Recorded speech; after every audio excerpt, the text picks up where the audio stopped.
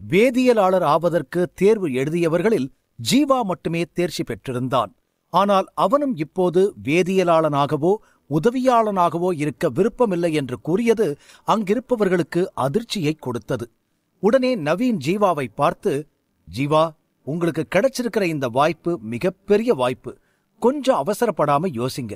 எதுலேயுமே பொறுமை ரொம்ப அவசியம். நல்ல மாஸ்டரை செலக்ட் பண்ணா உங்களோட வாழ்க்கையில பெரிய பெரிய இடத்துக்கு போவீங்க. சீக்கிரமே வேதியியலாளரா உங்களால உருவாக முடியும் என்று கூறினார். ஜீவா அவர்களை பார்த்து அவர்கள் கூறுவது சரி என்பது போல் தலையை ஆட்டினான். பிறகு ஏதோ ஞாபகம் வந்தவனாய் அவர்களை நோக்கி, நீங்க சொல்றதும் சரிதான் சார், அதை பத்தி பேசுவோம். ஆனா இப்ப எனக்கு ஒரு விஷயத்தை பத்தி தெரிஞ்சுக்கணும். நம்ம வம்சத்துல இருக்கிற சக்தியை இப்ப கொண்டு வரதுக்கான மருந்து ஏதாவது இங்க இருக்கா என்று கேட்டான். முதலில் வரவேற்பறையில் சரிகாவிடம் இதை பற்றி பேச முயன்றான். ஆனால் அதில் எந்த பயனும் இல்லாமல் இருந்தது. ஆனால் இப்போது நவீனிற்கு இதை பற்றி நிச்சயமாக தெரியும் என்பதால் ஜீவா அதை பற்றி கேட்டான். பிறகு நவீன் சிறிது நேரம் யோசித்தார். நவீனும் துருவனும் ஒருவரை ஒருவர் பார்த்து கொண்டார்கள். பிறகு நவீன் ஜீவாவை பார்த்து, நீங்க கேட்ட மாதிரி ஒரு மருந்து இருக்கு. ஆனா இங்க இருக்கிற ஒவ்வொரு மருந்தும் ஒவ்வொரு மாதிரி வேலை செய்யும். தப்பான மருந்தை எடுத்துக்கிட்டா நீங்க சொல்ற மாதிரி உடல்ல சக்தியை திருப்பி கொண்டு வர முடியாது. அதனால பக்க விளைவு வரத்துக்கும் நிறையவே வாய்ப்பு இருக்கு என்று கூற, உடனே ஜீவா அவரிடம், அப்படின்னா எனக்கு அதை பத்தி படிக்கணும். அந்த மருந்துகளை எல்லாம் எப்படி தயாரிக்கணுங்கிறத பத்தி தகவல்கள் இருக்கிற புக்ஸ் எனக்கு வேணும். நான் அந்த புக்ஸ பார்க்க முடியுமா என்று கேட்டான். மாதேஷிடம் வயதான பேரரசரின் இரத்தத்தின் ஒரு பகுதி இருந்தது. அவனிடம் உள்ள சிறப்புகளை அவன் உடலிலிருந்து எழுவதற்கு முன்பு அவனைப் பற்றி எவ்வளவு குறைவாக மக்கள் அறிந்திருக்கிறார்களோ அவ்வளவு நல்லது என்று ஜீவாவிற்கு தோன்றியது. அதனால் ஜீவா மாதேஷை பற்றி யாரிடமும் கூறவில்லை. இந்த வேதியியலாளர்கள் இருவரும் முன்புறம் இருந்து நல்லவர்களாகவும் அழகாகவும் தெரிந்தனர். ஆனால் மனதிற்குள் இவர்கள் அசுரர்களாகவும் இருக்கலாம். அதனால் இப்படி ஒரு ரகசியத்தை அவர்களிடம் கூறிவிட்டால் பின்னால் ஜீவாவிற்கு இவர்களால் ஏதாவது பிரச்சனை உருவாகலாம். இந்த மன்னனின் பரம்பரை ரகசியத்தை ஜீவா ரகசியமாக வைத்திருப்பதே சரியாக இருக்கும். அதனால்தான் மாதேஷிற்கு என்று நேரடியாக கேட்காமல் இப்படி ஒரு கேள்வியை பொதுவாக கேட்டான். அத்தகைய சூழ்நிலையில் அதிகபட்சம் ஜீவா தனக்காக ஏதாவது மருந்து பற்றி கேட்க வேண்டும் என்று அனைவரும் நினைத்துக் கொள்வார்கள். ஜீவாவின் கேள்விக்கு நவீன் தலையசைத்துவிட்டு, நீங்க கேட்கிற மாதிரி புத்தகம் இங்க இருக்கு. ஆனா அதெல்லாம் அட்வான்ஸ்டு லைப்ரரியில மட்டும்தான் இருக்கு. நம்மளோட ரூல்ஸ் படி வேதியியலாளர் மட்டும்தான் அங்க போய் அந்த புக்ஸை எல்லாம் படிக்கணும். அதை எடுத்து உங்களுக்கு கொடுக்கிற உரிமை கூட எங்களுக்கு எல்லாம் இல்ல என்று கூறினார். துருவனும் ஜீவாவை பார்த்து, அவர் சொல்றதும் சரிதான் ஜீவா. நீங்க அந்த புத்தகத்தை எல்லாம் படிக்கணும்னா நீங்க வேதியியலாளரா இருந்தா மட்டுமே முடியும். ஏன்னா சாதாரணமான ஆளுங்க அந்த புத்தகத்தை படிச்சு அதுல இருக்கிற மருந்துகளை உருவாக்குறதா சொல்லி தப்பான மருந்தை உருவாக்கி யாருக்காவது கொடுத்தா அவங்க உயிருக்கே பிரச்சனை வரும். அதனாலதான் அந்த புத்தகம் வேதியியலாளர் மட்டும் படிக்கிற இடத்துல இருக்கு. அதை படிக்க அசிஸ்டன்ட்டுக்கே அனுமதி கிடையாது. நீங்க அதை படிச்சே ஆகணும்னா முதல்ல ஒரு வேதியியலாளரோட அசிஸ்டண்டா ஆகணும். உங்க திறமைக்கு ஏத்த மாதிரி உங்களுக்கு ஒரு வருஷத்துல ஒரு எக்ஸாம் வைப்பாங்க. அதுக்கப்புறம் ஒரு ஸ்டார் வாங்கணும். இப்படி படிப்படியா முன்னேறித்தான் உங்களால வேதியியலாளனா மாற முடியும். அதுவும் இல்லாம அப்ப சொன்ன மாதிரி நீங்க வேதியியல் குழுவுல இருந்தா எல்லா மருந்துலயும் உங்களுக்கு தள்ளுபடி கிடைக்கும். உங்களுக்கு மருந்து வாங்கணும்னாலோ இல்ல மூலிகை வச்சு நீங்களே மருந்து தயாரிச்சாலும் அதுக்கு எல்லா உதவியும் நம்ம குழுவுல இருந்து உங்களுக்கு கிடைக்கும். ஆனா மருந்து தயாரிக்கிறது புக்ஸ படிச்சு தயாரிச்சிட முடியாது. அதுக்கு சரியான பிராக்டிஸ் வேணும். நிறைய முயற்சி எடுத்து கொஞ்சம் கொஞ்சமா முன்னேறித்தா நீங்க வேதியியலாளரா ஆக முடியும் ஜீவா என்று கூறினான். அதை கேட்டு அதிர்ச்சி அடைந்த ஜீவா அவர்களை நோக்கி, சார், அந்த புக்ஸ நான் படிச்சுட்டு கொடுத்துடுறேன். இல்ல அந்த புத்தகம் எப்படி இருக்கும்னு பார்க்கறதுக்காவது எனக்கு அனுமதி கிடைக்குமா என்று கேட்க, துருவனும் நவீனும் ஒருவரை ஒருவர் பார்த்து கொண்டு இல்லை என்பது போல் தலையை ஆட்டினார்கள். ஜீவாவிற்கு என்ன செய்வதென்றே தெரியவில்லை. அவனுடைய உழைப்பெல்லாம் வீண் போனது என்று நினைத்தான். இந்த தேர்வில் தேர்ச்சி பெறுவதற்காக அவனது பொன்னான நேரத்தையும் கடின உழைப்பையும் செலவிட்டான். மேலும் அவன் ஒரு வேதியியலாளரின் உதவியாளன் ஆகியது கூட அவனுக்கு உதவவில்லை. ஜீவா என்ன நினைக்கிறான் என்று அமர், சரிகா மற்றும் ஜெய்க்கு தெரிந்திருந்தால் அவர்களின் கோபம் எகிரி இருக்கும். இந்த புத்தகங்களை மனப்பாடம் செய்வதில் அவர்கள் குறைந்தது 6 to 7 ஆண்டுகள் செலவிட்டார்கள். இன்னும் அவர்களால் இந்த தேர்வில் தேர்ச்சி பெற முடியவில்லை. மேலும் ஜீவா இந்த புத்தகங்களில் வெறும் 4 மணி நேரம் மட்டுமே செலவிட்டிருந்தான். 4 மணி நேரத்திற்கு முன்பு அவனுக்கு ஒரு வேதியியலாளர் என்றால் என்னவென்று கூட தெரியாது. இந்த 4 மணி நேரத்தை கடின உழைப்பு என்று நீங்கள் பெயரிடத் துணிந்தால் எங்கள் உழைப்பை என்னவென்று அழைப்பீர்கள் என்று அந்த 4வரும் ஜீவாவிடம் கேள்வியை எழுப்புவார்கள். அப்போது அங்கிருந்த அசிஸ்டன்ட் ஒருவர் ஜீவாவிடம், ஆமா ஜீவா, அந்த அட்வான்ஸ்டு லைப்ரரிக்குள்ள நாங்களே இதுவரைக்கும் போனது இல்லை. அந்த புத்தகங்களை படிக்கணும்னா படிப்படியா முன்னேறி வேதியியலாளரா ஆனாதான் முடியும். நீங்க முதல்ல இங்க அசிஸ்டண்டா சேருங்க. அப்புறம் கொஞ்சம் கொஞ்சமா உங்களுக்கான எல்லா உரிமையும் இந்த வேதியியலாளர் குழுவுல உங்களுக்கு கிடைக்கும் என்று கூறிக்கொண்டிருக்கும் போதே ஜீவா குறுக்கிட்டு, அதெல்லாம் சரி, எனக்கு புரியுது, உங்களோட ரூல்ஸ் எல்லாமே எனக்கு தெளிவா புரியுது. ஆனா எனக்கு இப்போ அந்த புத்தகங்களை படிக்கணும். அதுக்கு வேதியியலாளரா ஆகணும்னா அதையும் நான் செய்யறேன். அப்புறம் என்ன பண்றது? அதுக்கு என்ன பண்ணணும்னு சொல்லுங்க என்று கூறினான். ஜீவா இதை மிகவும் ஏளனமாகவும் விளையாட்டாகவும் கூறியதைக் கண்டு துருவனும் நவீனும் கோபமடைந்தார்கள். நவீன் ஜீவாவை பார்த்து, ஜீவா, வேதியியலாளர் ஆகணும்னு எத்தனையோ பேர் வெளியே காத்துக்கிட்டு இருக்காங்க. இன்னைக்கு எக்ஸாமுக்கு வந்தவங்களை கூட நீங்க பார்த்திருக்கலாம். அப்படி பல பேர் காத்துக்கிட்டு இருக்கிற இடத்துக்கான வாய்ப்பு உங்களுக்கு கிடைச்சிருக்கு. ஆனா அதை நீங்க இவ்ளோ ஈஸியா ஹேண்டில் பண்றது ரொம்ப தப்பா இருக்கு. அதுவும் இல்லாம அது அவ்வளோ சாதாரணமான விஷயம் இல்ல. நீங்க அசிஸ்டண்டா இருந்து ட்ரை பண்ணி பாருங்க. அதுக்கு நிறைய மூலிகைகளை பத்தி தெரிஞ்சிருக்கணும். அது மட்டும் இல்லாம ஒவ்வொரு தாவரத்தையும் எவ்வளவு அளவுக்கு சேர்க்கணுங்கிற பக்குவமும் அதுக்கான ஃபார்முலாவும் தெரிஞ்சிருக்கணும். ஒரு மருந்து தயாரிக்க 1000 வழி இருக்கு. இந்த எக்ஸாம்ல பாஸ் ஆனது மாதிரி அவ்வளோ சுலபமான விஷயம் இல்ல என்று கூற அதற்கு துருவனும் தலையசைத்து, ஆமா, அதோட மருந்து தயாரிக்கும் போது எவ்வளோ ஹீட் பண்றோங்கிறத கூட கவனிக்கணும். தேவையான அளவு சூட்டை விட வெப்பம் அதிகமா இருந்தாலோ கம்மியா இருந்தாலோ அந்த மருந்தோட தன்மை மாறும். இதுல ஏற்படுற சின்ன தப்பு கூட மருந்தோட நிலைய மாத்திரும். அதனால இது மனப்பாடம் செஞ்சு மருந்து தயாரிக்கிற விஷயம் இல்ல. முறையான பயிற்சி வேணும். அப்பதான் சரியான மருந்தை தயாரிக்க முடியும் என்று கூறினான். இவர்கள் கூறுவதையெல்லாம் கேட்கும்போது ஜீவாவிற்கு மனதில் பெரும் பாரமாயிருந்தது.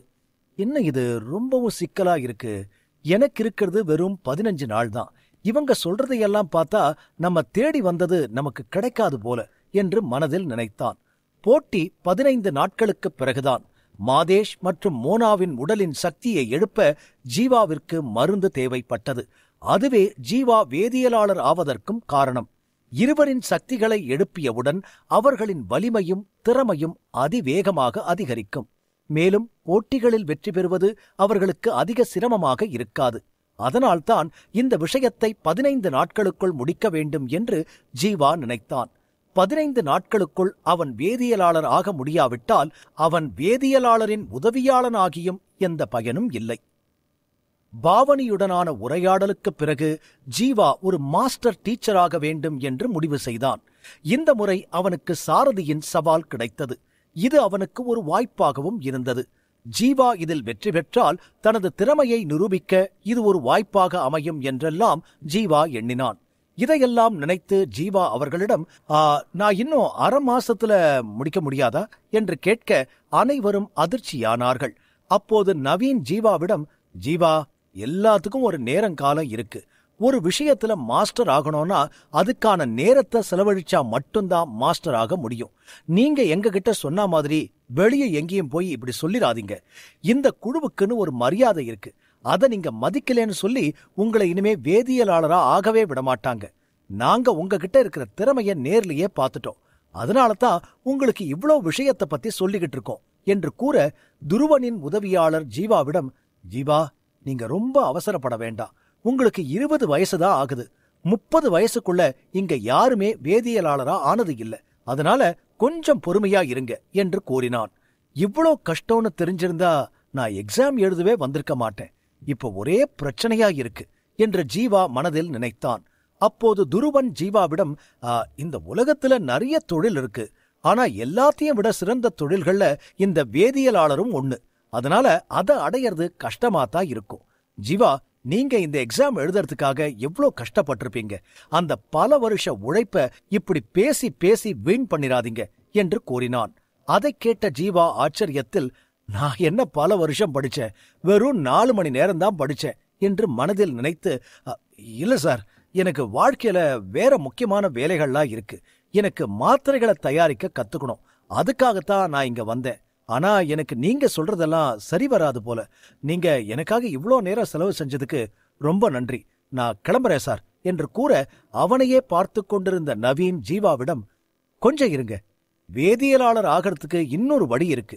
அதுக்கு மாத்திரை தயாரிக்க எந்த பயிற்சியும் தேவையில்லை என்று கூறி சிறிது யோசித்து, உங்ககிட்ட நிறைய நினைவாற்றல் இருக்கு, அதனால நான் இத பத்தி உங்களுக்கு சொல்றேன். நினைவாற்றல் இருக்கிறதுனால இந்த முறை உங்களுக்கு சரி வரும்னு நான் நினைக்கிறேன் என்று கூறினார். உடனே துருவன் நவீனிடம், அண்ணா அதப்பத்தி அது என்று தயங்கினான்.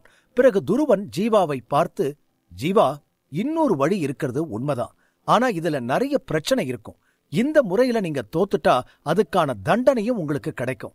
அது மட்டும் இல்ல, இனிமே வாழ்க்கையில வேதியியலாளருக்கான எக்ஸாம் எழுதவே முடியாது என்று கூற, நவீன் ஜீவாவிடம், ஆமா, ஆனா சீக்கிரம் வேதியியலாளரா ஆகிறதுக்கு இது ஒண்ணுதான் வழி. ஆனா எல்லா மூலிகையோட தனித்தனி தன்மையையும் நீங்க நினைவுல வச்சுக்கணும் என்று கூற, ஜீவா அவர்களை மகிழ்ச்சியாக பார்த்து, இன்னொரு வழி இருக்குன்னா கண்டிப்பா நான் அதை பண்றேன். அது என்ன முறைன்னு கொஞ்சம் சொல்றீங்களா என்று கேட்க, அது சூத்திர விவாதம் என்று நவீன் கூற, ஜீவா ஆச்சரியமாக பார்த்தான்.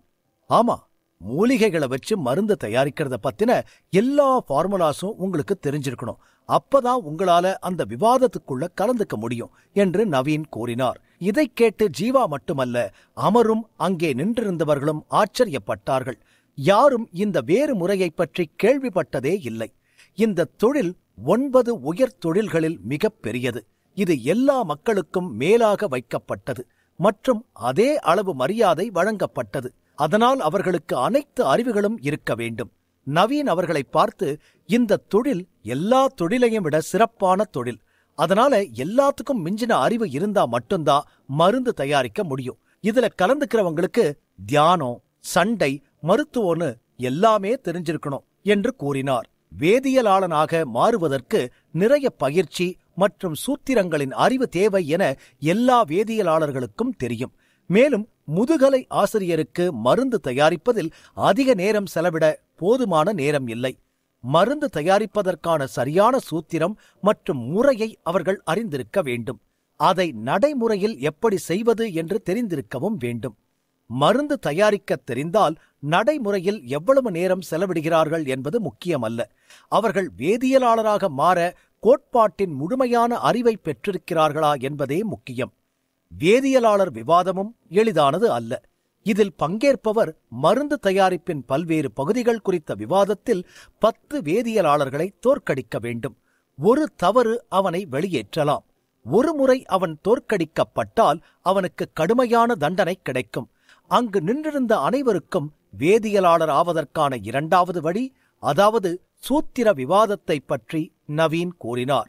இதைக் கேட்ட ஜீவா மகிழ்ச்சியில் இருந்தான். அதை பார்த்த நவீன், இந்த முறை ரொம்ப ஈஸின்னு நினைக்காதீங்க, இதுல பெரிய அபாயம் இருக்கு.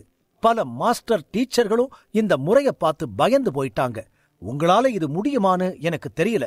இப்படியும் ஒரு வழி இருக்குன்னு உங்களுக்கு தெரியப்படுத்தினேன், அவ்வளவுதான் என்று கூறினார். புத்தகங்களிலிருந்து கிடைக்கும் அறிவு புத்தகங்கள் வரை மட்டுமே இருக்கும். அதை பயன்படுத்தும் போதுதான் அதை பற்றிய உண்மையான புரிதல் வரும். இந்த கூற்று இந்த வேதியியலாளர் விஷயத்தில் சரியாக பொருந்துகிறது. நடைமுறையில் இல்லாமல் அவருடைய கோட்பாடு சரியானதா இல்லையா என்பதை யாராலும் தெரிந்து கொள்ள முடியாது. மருந்து தயாரிப்பவர்களால் மட்டுமே சூத்திரத்தை பற்றி சரியாக கூற முடியும். ஒரே ஒரு தவறினால் தவறான மருந்து தயாரிக்கப்படலாம். மேலும் அந்த மருந்தின் பக்க விளைவுகள் வரும் வரை யாருக்கும் அதன் குறை தெரியாது. அதனால்தான் கோட்பாட்டை விட நடைமுறைக்கு அதிக முக்கியத்துவம் கொடுக்கப்பட்டது. நவீன் ஜீவாவிடம், இந்த முறையை உருவாக்குனதும் நிறைய பேர் இதுல பாஸ் ஆகணும்னு நினைச்சு ஆயிரக்கணக்கில் விவாதத்துக்கு கலந்துகிட்டாங்க. ஆனா அதுல அதிகமானவங்களுக்கு தோல்வி மட்டுமே கிடைச்சது. 1000 பேர்ல சில பேருக்கு மட்டும்தான் வெற்றி கிடைச்சது என்று கூற, ஜீவா அதிர்ச்சியில், சில பேர்னா எத்தனை பேர் என்று கேட்க, 5 பேர். 5 பேர்தான் இந்த விவாதத்துல பாஸ் ஆனாங்க என்று நவீன் கூற, அங்கிருக்கும் அனைவரும் பெரும் அதிர்ச்சிக்குள்ளானார்கள். ஜீவாவிற்கு சிறிதளவு பதட்டம் மட்டுமே இருந்தது. அவனால் இதை செய்ய முடியும் என ஜீவா நம்பினான். ஆனால் சூத்திர விவாதம் ஒரு வகையில் பார்த்தால் மருந்து தயாரிப்பதை விட எளிதாக தோன்றியது. ஆனால் உண்மையில் அதைவிட மிகவும் கடினமாக இருந்தது. நடைமுறை அனுபவம் இல்லாத ஒருவர் கோட்பாட்டின் உதவியுடன் மட்டும் வெற்றி பெறுவது பெரும் கடினமாகவும் சாத்தியமற்றதாகவும் இருந்தது. சூத்திர விவாதம் மற்றவர்களுக்கு கடினமாக இருக்கலாம், ஆனால் நூலகத்தால் ஜீவாவிற்கு அது எளிதாக இருக்கும் என்று ஜீவா நினைத்தான். சொர்க்கத்தின் நூலகத்தின் உதவியுடன் ஜீவா நேரடியாக தவறுகளையும் குறைபாடுகளையும் கண்டுபிடித்தான். கோட்பாட்டின் அடிப்படையில் மட்டுமே விஷயம் உண்மையானதா அல்லது பொய்யா என்று கூட அவனால் சொல்ல முடியும். எனவே மருந்து சரியாக தயாரிக்கப்பட்டதா இல்லையா என்பதையும் அவனால் சொல்ல முடியும். கோட்பாட்டை பார்த்து மக்களுக்கு புரியாத விஷயங்களை ஒரே பார்வையில் நூலகம் சொல்லிக் கொடுத்தது. அவன் முன்னால் எல்லாம் தெளிவாக தெரிந்தது. எதையும் யதார்த்தமாக சொல்ல முடியும் என்று ஜீவா நம்பினான். அப்போது ஜீவா, என்ன பத்தி உங்களுக்கு கொஞ்சம்தான் தெரியும், என்னால எல்லா ஃபார்முலாஸையும் ஞாபகத்துல வச்சுக்க முடியும், எனக்கு மூலிகைய பத்தின அறிவும் இருக்கு, அதனால நான் இத கண்டிப்பா பண்றேன் என்று கூறினான். அப்போது அசிஸ்டன்ட் ஜீவாவை பார்த்து, நீங்க இதுல தோத்துட்டா என்ன நடக்கும்னு தெரியுமா என்று கேட்க ஜீவா அவரை ஆச்சரியத்துடன் பார்த்தான். எபிசோட் 72. ஜீவா கேட்டதற்கு பயந்து போய் முதலாக தேர்ந்தெடுத்து விடுவானோ என நினைத்தார் நவீன். தான் சொன்னது தனக்கே பிரச்சனையாக முடியும் என்பதை நவீன் அறிந்திருக்கவில்லை. இப்போது ஜீவாவை எப்படி தடுப்பது என யோசித்தார் நவீன். பின் திடீரென அவர் மனதில் ஒரு யோசனை வந்தது. நீ இதுல தோத்துட்டா என்ன நடக்கும்னு உனக்கு முழுசா தெரியுமா, இல்ல அறகுறையா தெரிஞ்சுக்கிட்டு நிக்கிறியா என நவீன் சொல்ல, என்ன நடக்கும் அதையும் நீங்களே சொல்லுங்க என ஜீவா இயல்பாக கேட்டான். இப்பவாவது கேட்டியே, குறைஞ்சது 10 கெமிஸ்ட் இந்த ஃபார்முலா விவாதத்துக்கு வருவாங்க. அவங்க எல்லாரும் உயர் பதவியில இருக்கிறவங்க. அந்த மாதிரி இடத்துல இருக்கிறவங்க எப்பவும் ரொம்ப பிஸியாதானே இருப்பாங்க. Time is gold. இந்த வார்த்தை அவங்க மாதிரி உயர் பதவியில இருக்கிறவங்களுக்கு தான் பொருந்தும். தோல்விக்கு தண்டனை இல்லைனா எல்லாரும் இதுல கலந்துக்குவாங்க. உயர் அதிகாரிகள் டைம் தான் வேஸ்ட் ஆகும் என்று நவீன் சொல்லிக் கொண்டிருக்க, இன்னும் நீங்க நான் கேட்டதுக்கு ஆன்சர் பண்ணவே இல்லையே, எனக்கு கிளாஸ் எடுக்கிற மாதிரி இருக்கு நீங்க பேசுறதெல்லாம் என ஜீவா குறுக்கிட்டு கோரினான். என சிரித்துக்கொண்டு, கிளாஸ் தான் எடுக்கிறேன் ஜீவா, அதுவும் இம்பார்ட்டன்ட் கிளாஸ். இங்க எல்லாரும் அவ்வளோ சுலபமா வந்து மிஸ்யூஸ் பண்ணக்கூடாதுன்னு கெமிஸ்ட் குரூப் ரொம்ப கடுமையான ரூல்ஸ் வச்சிருக்காங்க. நீ இதுல வின் பண்ணிட்டா எந்த பிரச்சனையும் இல்ல. ஆனா ஒருவேளை நீ தோத்துட்டா ஒவ்வொரு கெமிஸ்டுக்கும் 1 லட்சம் கொடுக்கணும். அப்புறம் ஒரு 100 கசையடியும் கிடைக்கும். அது போக ஒரு 10 வருஷம் எந்த கெமிஸ்ட் டெஸ்ட்லயும் கலந்துக்க தடை பண்ணிருவாங்க. அவ்வளவுதான் என நவீன் சொல்ல ஜீவா அதிர்ச்சியானான். தண்டனை ஜீவா நினைத்ததை விட கடுமையாக இருந்தது. கெமிஸ்ட் ஃபார்முலா டெஸ்டில் மொத்தம் 10 கெமிஸ்ட் கலந்து கொள்வார்கள். ஒருவேளை தோற்றுவிட்டால் ஒருவருக்கு தலா 1 லட்சம் என 10 பேருக்கு 10 லட்சம் கொடுக்க வேண்டும். இந்த பணத்தை ஒரு சாதாரண நபர் எப்படி கொடுக்க முடியும்? ஒருவன் வாழ்நாள் முழுவதும் சம்பாதித்தாலும் இவ்வளவு பெரிய தொகையை பார்ப்பது கடினம். மேலும் தண்டனையாக 100 கசையடி என்பது மரணத்திற்கு சமம். ஒருவேளை உயிர் பிழைத்தாலும் குறைந்தது 3 மாதம் பெட்டில் படுப்பதை தவிர எதுவும் செய்ய முடியாது. இது எல்லாம் போக 3வது தண்டனை 10 ஆண்டுகள். கெமிஸ்ட் டெஸ்டில் பங்கேற்க தடை என்பது ஒருவன் வாழ்நாளில் பெரும் பகுதியை இழக்க வைக்கும். மருந்துகள், ஃபார்முலாக்கள் என எல்லாம் மறந்து போகும். 10 வருடம் கழித்து மீண்டும் ஒருவன் வரும்போது எல்லாம் புதிதாக இருக்கும். 10 வருட வாழ்க்கையும் வீணாகப் போகும். இதையெல்லாம் யோசிக்கும்போது ஜீவாவுக்கு தலை சுற்ற ஆரம்பித்தது. நவீன் நிற்காமல் தொடர்ந்தார். தண்டனை மட்டும் இல்ல, டெஸ்டும் ரொம்ப கடுமையாயிருக்கும். அதான் இதுல யாரும் கலந்துக்கிறது இல்ல. சுத்தி இருக்கிற 12 நாட்டிலையும் விரல் விட்டு என்ற அளவுக்கு தான் இந்த டெஸ்ட்ல கலந்துக்குவாங்க. இது ஒரு சூதாட்டம் மாதிரி. இதுல வந்து மாட்டிக்காத, உன்னை பார்த்தா பாவமா இருக்கு என நவீன் இரக்கப்படுவது போல் கூறினார். ஜீவா தலையசைத்து, நான் ஃபார்முலா விவாதத்துல தான் கலந்துக்க போறேன், அதை பத்தி நீங்க கவலைப்பட வேண்டாம், பாத்துக்கலாம், நான் டெஸ்டுக்கு ரெடி என உறுதியாக கூறினான் ஜீவா. ஜீவா ஃபார்முலா விவாதத்தில் கலந்து கொண்டு ஒரு கெமிஸ்டாக நினைத்தான். மருந்து தயாரிப்பதில் அவன் நேரத்தை வீணடிக்க விரும்பவில்லை. ஜீவா எளிதான மற்றும் விரைவான பாதையை தேர்ந்தெடுத்தான். மருந்து தயாரிப்பதில் கவனம் செலுத்தினால் நாட்கள் கடந்து வயது முதிர்ந்துவிடும் என்பதால் ஜீவா நேரத்தை வீணடிக்க விரும்பாமல் இந்த வழியை தேர்ந்தெடுத்தான். மேலும் ஜீவா தன் கடின உழைப்பை வீணாக்க விரும்பவில்லை. ஜீவாவின் பதிலை கேட்டு மாஸ்டர் நவீன் அதிர்ச்சி அடைந்தார். இவ்வளவு சொல்லியும் நீ இதுல கலந்துக்க போறியா என அதிர்ச்சியாக கேட்டார். ஆமா சார், நீங்க சொன்னதெல்லாம் நல்லா புரிஞ்சுது. நான் இதுல கலந்துக்க முடிவு பண்ணிட்டேன். ஆனா ஒரு சின்ன ஹெல்ப் மட்டும் பண்ணுங்க ப்ளீஸ். என்ன படிக்கணும்னு மட்டும் கொஞ்சம் சொல்லுங்க, அது போதும் என ஜீவா சொன்னதும் நவீன் முகம் மேலும் அதிர்ச்சியை வெளிப்படுத்தியது. ஓ, அப்ப என்ன படிக்கணும்னு கூட உனக்கு தெரியாம தான் இங்க வந்தியா? நீ எப்படி என்ட்ரன்ஸ்ல பாஸ் பண்ணுன? நீ என்ன கிண்டல் எதுவும் பண்ணலையே என குழப்பமாக கேட்டார் நவீன். இல்ல சார், நான் சீரியஸா தான் கேக்குறேன், சொல்லுங்க என ஜீவா சொன்னதும் நவீன் அருகில் நின்ற மாஸ்டர் துருவன் கூட ஆச்சரியமாக பார்த்தார். நீ எல்லாத்தையும் படிக்கணும், கெமிஸ்ட்ரியில இருக்கிற ஒரு புள்ளிய கூட புரிஞ்சு படிக்கணும் என நவீன் கடுப்பாக கூறினார். பின் ஜீவா தலையசைத்து எதிரில் நாமினேட் செய்தவர்களை பார்த்துவிட்டு மீண்டும் நவீன் பக்கம் திரும்பி, ஓகே, இங்க பேசிக் லைப்ரரி போகணும், நான் அங்க போய் கொஞ்சம் படிச்சுட்டு வந்துடுறேன் என கூறினான் ஜீவா. துருவன், நவீன், நாமினேட் செய்யப்பட்டவர்கள் என அங்கிருந்த அனைவரின் முகமும் ஒரே நேரத்தில் இருண்டது. என்னது, இப்ப படிக்க போறியா என்றார் துருவன். அதானே, இப்ப போய் படிக்கிறதுக்கு அது என்ன ஒரு பக்க கதையா? நீ இப்போ கெமிஸ்ட் ரூம்குள்ள வந்துட்ட, கெமிஸ்ட் டெஸ்டும் அரேஞ்ச் பண்ண சொல்லிட்ட, இப்ப படிக்க போறேன்னு சொல்றியே. எங்களை எல்லாம் பார்த்தா உனக்கு ஜோக்கர் மாதிரி தெரியுதா?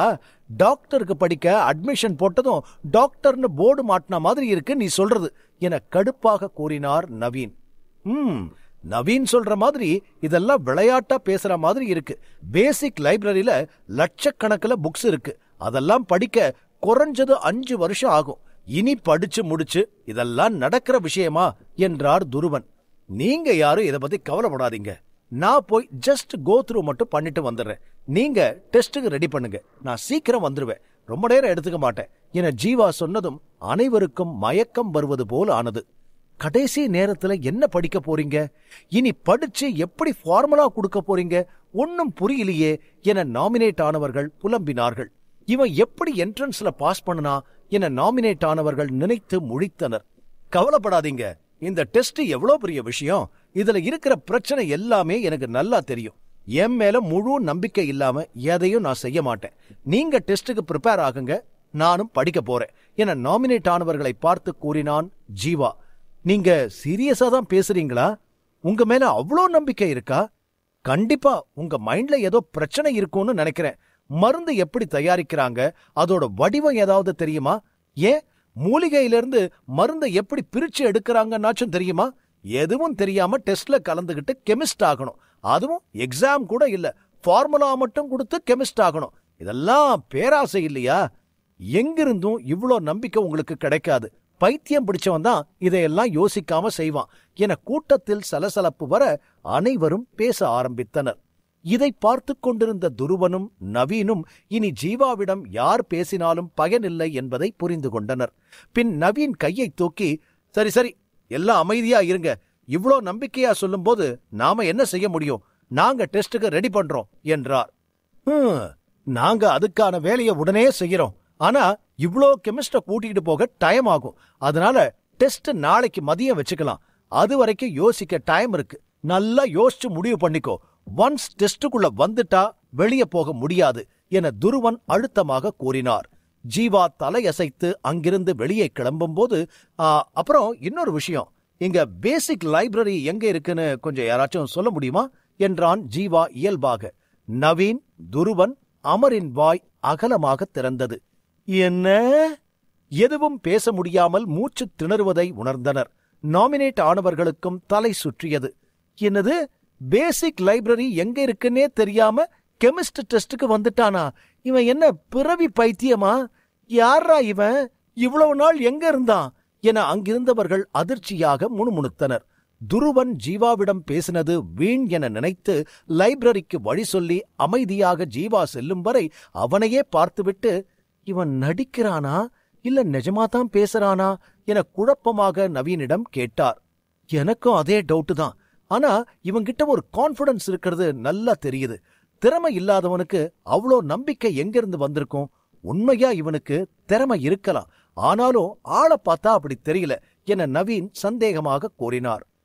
துருவன் கெமிஸ்ட் டெஸ்டை நினைக்கும் போதே பயத்தில் நடுங்கி, ஒருவேளை இந்த டெஸ்ட பத்தி அவனுக்கு முழுசா தெரியலையோ? நான் 1 ஸ்டார் கெமிஸ்ட், எனக்கே அதை நினைச்சா அள்ளு விடுது. ஆனா இவன் இவ்வளோ சாதாரணமா இருக்கானே என்றார் துருவன். துருவன் நினைப்பது போல் கெமிஸ்ட் டெஸ்ட் மிகவும் கடினமான ஒன்று. ஒரு சாதாரண ஆள் 10 ஜாம்பவான்களுடன் மோதி ஜெயிப்பதுதான் இந்த டெஸ்ட். 10 பேரும் தங்களின் அறிவுக்கு எட்டிய கேள்வியை கேட்க ஒருவன் எவ்வளவு பதில் சொல்லிவிட முடியும்? ஒரு தனி மனித அறிவு எவ்வளவு சிறப்பாக இருந்தாலும் எப்படி 10 மூளைகளுடன் போட்டியிட்டு ஜெயிக்க முடியும்? எல்லாவற்றிற்கும் மேலாக ஜீவா இதுவரை எந்த மருந்தையும் கண்டுபிடிக்கவில்லை. ஒரு மருத்துவரையும் கசாப்பு கடைக்காரரையும் எதிர்த்து சண்டையிடச் செய்வது போல் இது இருக்கும். இருவருக்கும் ஒரு மிருகம் கொடுத்து அதை கொல்லச் சொன்னால் மருத்துவரை விட கசாப்பு கடைக்காரர் கைதான் நடுங்காமல் கத்தியை பிடித்து வெட்டும். ஒரு மருத்துவர் எவ்வளவு முயன்றாலும் கசாப் கடைக்காரர் போல் செயல்பட முடியாது. இதுதான் இங்கும் பிரச்சனை. ஒரு கோட்பாட்டின் இயல்பை முதலில் புரிந்து கொள்ள வேண்டும். நடைமுறை வேறு, படித்து கற்றுக்கொள்வது வேறு. இந்த இரண்டிற்கும் உள்ள வித்தியாசத்தை புரிந்து கொள்ள வேண்டும். துருவன் கெமிஸ்ட் டெஸ்ட் பற்றி தன் பயத்தை சொல்ல நவீன் தலையசைத்து, நாம என்ன பண்றது துருவன், நம்மளால முடிஞ்ச வரைக்கும் எவ்வளவோ சொல்லியாச்சு, அவன் கேட்கல, இனி நாம என்ன பண்ண முடியும்? என்ன தைரியத்துல இவ்ளோ நம்பிக்கையா இருக்கான், இவனை என்னால புரிஞ்சுக்கவே முடியல என்றார். நீங்க சொல்றது கரெக்ட் தான், அவனை என்னாலையும் புரிஞ்சுக்க முடியலதான். முதல் ரவுண்ட்ல கச்சிதமா ஸ்கோர் செஞ்சான். 2வது ரவுண்ட்ல பேப்பரை சரி பண்ணினதும் இல்லாம நாம பண்ணின தப்பையும் சுட்டி காட்டிட்டான். பார்க்க ரொம்ப சின்ன வயசு பையன் மாதிரி தான் இருக்கான். ஆனா எப்படி இவ்ளோ மெமரி பவர் இருக்கிறது ரொம்ப ஆச்சரியமா இருக்கு. இதெல்லாம் அவனுக்கு எங்கிருந்து வந்துச்சுன்னு தெரியல. இருந்தாலும் இது ரொம்ப பெரிய விஷயம் என துருவன் கூறினார். ஜீவாவின் திறமையை நினைத்து இருவரும் திகைத்தனர். ஜீவா இப்போது எதுவும் தெரியாதது போல் நடிக்கிறான் என துருவனும் நவீனும் நினைத்தனர். ஜீவாவின் திறமையை கண்ணால் பார்க்காமல் இருந்திருந்தால் கண்டிப்பாக நம்பியிருக்க மாட்டார்கள். துருவன், எனக்கு ஒரு யோசனை தோணுது. நாம ஏன் இப்போ அவனை நினைச்சு தலைய பிச்சுக்கணும்? பேசாம ஒருத்தனை அனுப்பி அவன் லைப்ரரியில என்ன பண்றான்னு பார்க்க சொல்லுவோம். அவன் ஏன் இவ்வளோ நம்பிக்கையா சொல்றான்னு நம்ம ஈஸியா கண்டுபிடிச்சிடலாம் என நவீன் கூறினார். இது நிஜமா நல்ல ஐடியாதான் என தலையசைத்து விட்டு பின்னால் திரும்பி ஒரு உதவியாளரை செய்கை செய்து அழைத்தார். உதவியாளர் முன்னால் வந்து நின்றார். நீ பேசிக் லைப்ரரி போய் அங்க ஜீவா என்ன பண்றான்னு வாட்ச் பண்ணு. அவன்கிட்ட இருந்து கொஞ்சம் தள்ளியே இரு. அவன் உன்னை பாக்குற மாதிரியோ அவனுக்கு சந்தேகம் வர மாதிரியோ நீ நடந்துக்காத. அவனை கேர்ஃபுல்லா வாட்ச் பண்ணு என்றார் துருவன். உதவியாளர் தலையசைத்து பேசிக் லைப்ரரி நோக்கி சென்றார். தேர்வுக்கு வரும் கெமிஸ்ட்ரிஸ்ட் அனைவரும் மிகுந்த திறன் உடையவராக இருப்பார்கள். போட்டிக்கு வரும் நபரின் திறமை அதற்கு ஈடு கொடுப்பது போல் இருக்க வேண்டும். போட்டியாளர் எப்படி இதை சமாளிப்பார் என்பதை தெரிந்து கொள்ளும் ஆர்வம் இயல்பாகவே இருந்ததால் ஜீவாவை பற்றி தெரிந்து கொள்ள நினைத்தார்கள். உதவியாளர் சில நிமிடங்களில் திடீரென திரும்பி வந்தார். உதவியாளர் வருவதை பார்த்து துருவனும் நவீனும் குழப்பமாக பார்த்தனர். என்னாச்சு? ஏன் அதுக்குள்ள திரும்பி வந்துட்ட? என்ன பண்றான் அவன்? ஏதாவது ஸ்பெஷல் மெடிசன் தயாரிக்கிறத பத்தி பார்த்துக்கிட்டு இருந்தானா என நவீன் ஆர்வமாக கேட்டார். சார், நீங்க வேற ஏன் சார் என சொல்லி உதவியாளர் தலையில் அடித்துக் கொண்டார். அடே, நீ வேற ஏண்டா, என்னாச்சுன்னு சொல்லி தொலை என ஆர்வத்தை அடக்க முடியாமல் கேட்டார் துருவன். சார், அவன் லைப்ரரி உள்ள இருக்கிற புக்கு எல்லாத்தையும் பார்த்துட்டு வைக்கிறான். எனக்கு ஒண்ணுமே புரியல. ரொம்ப நேரமா இதேதான் பண்ணிக்கிட்டு இருக்கான். பார்த்த எனக்கே போர் அடிக்குது. அவன் எப்படிதான் விடாம அதையே பண்ணிக்கிட்டு இருக்கான் என சலித்து கொண்டு கூறினார் உதவியாளர். என்னது, புக்கை எல்லாத்தையும் பார்த்துட்டு வைக்கிறானா? உண்மையாவா சொல்ற என துருவன் ஆச்சரியமாக கேட்டார். ஆமா சார், உண்மையதான் சொல்றேன். அவன் புக்கை பார்த்துட்டு வைக்கிறது கூட பரவாயில்ல. அதுவும் பேசிக் மெடிசன்ஸ், பேசிக் மெத்தட், மூலிகையிலிருந்து மருந்து எடுக்கிறது, எப்படி அதை கிளீன் பண்ணணும், எப்படி ஹீட் பண்ணணும்னு அதைத்தான் அவ்வளோ நேரம் பார்த்துக்கிட்டு இருக்கான் என மீண்டும் கடுப்பாக கூறினார் உதவியாளர். என்ன சொல்ற நீ? பேசிக் புக்ஸா என நவீனும் அதிர்ச்சியாக கேட்டான். உதவியாளர் சொன்ன பேசிக் புக் அனைத்தும் ஆரம்ப நிலை மாணவர்கள் படிப்பது. கெமிஸ்ட் டெஸ்டில் கலந்து கொள்ள வந்த ஒருவன் இந்த புத்தகங்களை புரட்டுவது ஒரு முட்டாள்தனமான விஷயம் என்றாலும் இவர்களால் நம்ப முடியவில்லை. நீ சொல்றதை என்னால நம்ப முடியலையே. நிஜமா நீ நல்லா பாத்தியா அவனை? ஜீவாவை தான் பார்த்துட்டு வந்து சொல்றியா, இல்ல வேற யாரையாவது பார்த்துட்டு தெரியாம சொல்றியா என சந்தேகமாக கேட்டார் துருவன். ஆமா, எனக்கும் அதே டவுட் தான். ஜீவாவை ஃபாலோ பண்ணினியா இல்ல வேற யார் பின்னாலேயோ போயிட்டு வந்து கதை சொல்லிக்கிட்டு இருக்கியா என நவீனும் சந்தேகமாக கேட்டார். ஜீவாவின் திறமையை கண்ணெதிரே பார்த்த இருவருக்கும் உதவியாளரின் வார்த்தைகள் நம்ப முடியாமல் இருந்தது. வாள் சண்டைக்கு சவால் விடும் ஒருவன் வாளை எப்படி பிடிப்பது என்று கேட்பது போல் இருந்தது உதவியாளர் ஜீவாவை பற்றி சொல்வது. இருவரும் சந்தேகமாக கேட்க உதவியாளர் முகம் இருண்டது. 23. மாஸ்டர் துருவன் மற்றும் நவீன் இருவரும் உதவியாளர் சொன்னதை நம்ப முடியாமல் சந்தேகமாக பார்த்தனர். உதவியாளர் மீண்டும் கடுப்பாக பார்த்து, சார், நீங்க 2 பேரும் ஏதோ பெருசா அவங்கிட்ட எதிர்பார்க்கறீங்க போல. ஆனா அவன் அப்படி இல்ல. நான் சொல்றதுதான் உண்மை. அவன் புக்க படிக்க போகல, பார்க்க தான் போயிருக்கான் என்றார். அவன் படிச்சுக்கிட்டு தான் இருந்திருப்பான். நீ பார்க்கும்போது ஒருவேளை புக்க சும்மா பார்த்துக்கிட்டு வைக்கிற மாதிரி தெரிஞ்சிருக்குமோ என மீண்டும் விடாமல் சந்தேகமாக கேட்டார் துருவன். உதவியாளருக்கு தலையை பிய்த்துக் கொண்டு பைத்தியம் பிடிப்பது போல் ஆனது. ஐயோ, நான் இன்னைக்கு யார் மூஞ்சில முழிச்சேனே தெரியலையே என முனகிக் கொண்டு, சார், ஒரு நிமிஷம் என செய்கை செய்துவிட்டு சுற்றியும் பார்த்தார் உதவியாளர்.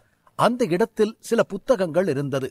வேகமாக சென்று அந்த புத்தகத்தை எடுத்து படபடவென திருப்பி கீழே வைத்துவிட்டு மீண்டும் இன்னொரு புத்தகத்தை எடுத்து திருப்பி பார்த்து வைத்தார். சரக் சரக் என புத்தகம் திருப்பும் சத்தமும் விடாமல் கேட்க இதையே சில நிமிடம் பைத்தியம் போல் செய்துவிட்டு மூச்சு வாங்கி நின்றார் உதவியாளர். துருவனும் நவீனும் ஒருவரை ஒருவர் பார்த்து உதட்டை புதுக்கினார்கள். இதா சார் அங்க நான் பார்த்தது. இத பார்த்து பார்த்து எனக்கு மனப்பாடமே ஆயிருச்சு. மறுபடியும் சந்தேகமா கேட்காதீங்க, நான் அழுதுருவேன் என பாவமாக கூறினார் உதவியாளர். நவீன், இவன் கதறி அழுகிற மாதிரி ரியாக்ஷன் கொடுக்கறத பார்த்தா சொல்றது உண்மைதான் போல இருக்கே என்றார் துருவன். ஓ, இன்னும் உங்களுக்கு முழுசா நம்பிக்கை வரலையா? அட பாவிகளா என நினைத்துக் கொண்டு அழுவது போல் ஆனார் உதவியாளர். நானும் அதான் நினைக்கிறேன் துருவன். இவன் நடிச்சு காட்டும் போதுதான் எவ்வளோ டீப்பா வாட்ச் பண்ணிருக்கான்னு எனக்கே புரியுது. ஆனா ஜீவா எதுக்கு பைத்திய மாதிரி இப்படி பண்றான்? அவன் அவ்வளோ வேகமா புக் பேஜ திருப்புனா அந்த புக் பேஜ் கூட என்னன்னு தெரியாதே. அப்புறம் எப்படி அவன் படிப்பான்? அந்த புக்ஸோட வேல்யூ தெரிஞ்ச யாரும் இப்படி நடந்துக்க மாட்டாங்க என நவீன் குழப்பமாக கூறினார். இந்த லட்சணத்துல எப்படி இவன் அவ்வளோ தைரியமா டெஸ்டுக்கு ரெடின்னு சொல்லிட்டு போறான்? இது ஸ்கூல் எக்ஸாம்னு நினைச்சிட்டான் போல.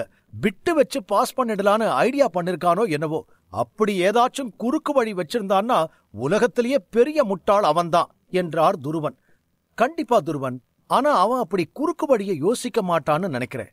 ஒருவேளை நீங்க சொல்ற மாதிரி மாறி அவன் தில்லுமுள்ளு பண்ண நினைச்சா அதான் அவன் கடைசி நாளா இருக்கும் என சொல்லி அருகில் இருந்த மேஜையில் அமர்ந்தார் நவீன். துருவன் தலையசைத்துக் கொண்டு, நீ போய் எதுக்கும் இப்போ ஒரு தடவை அந்த ஜீவா என்ன பண்றான்னு பாரு.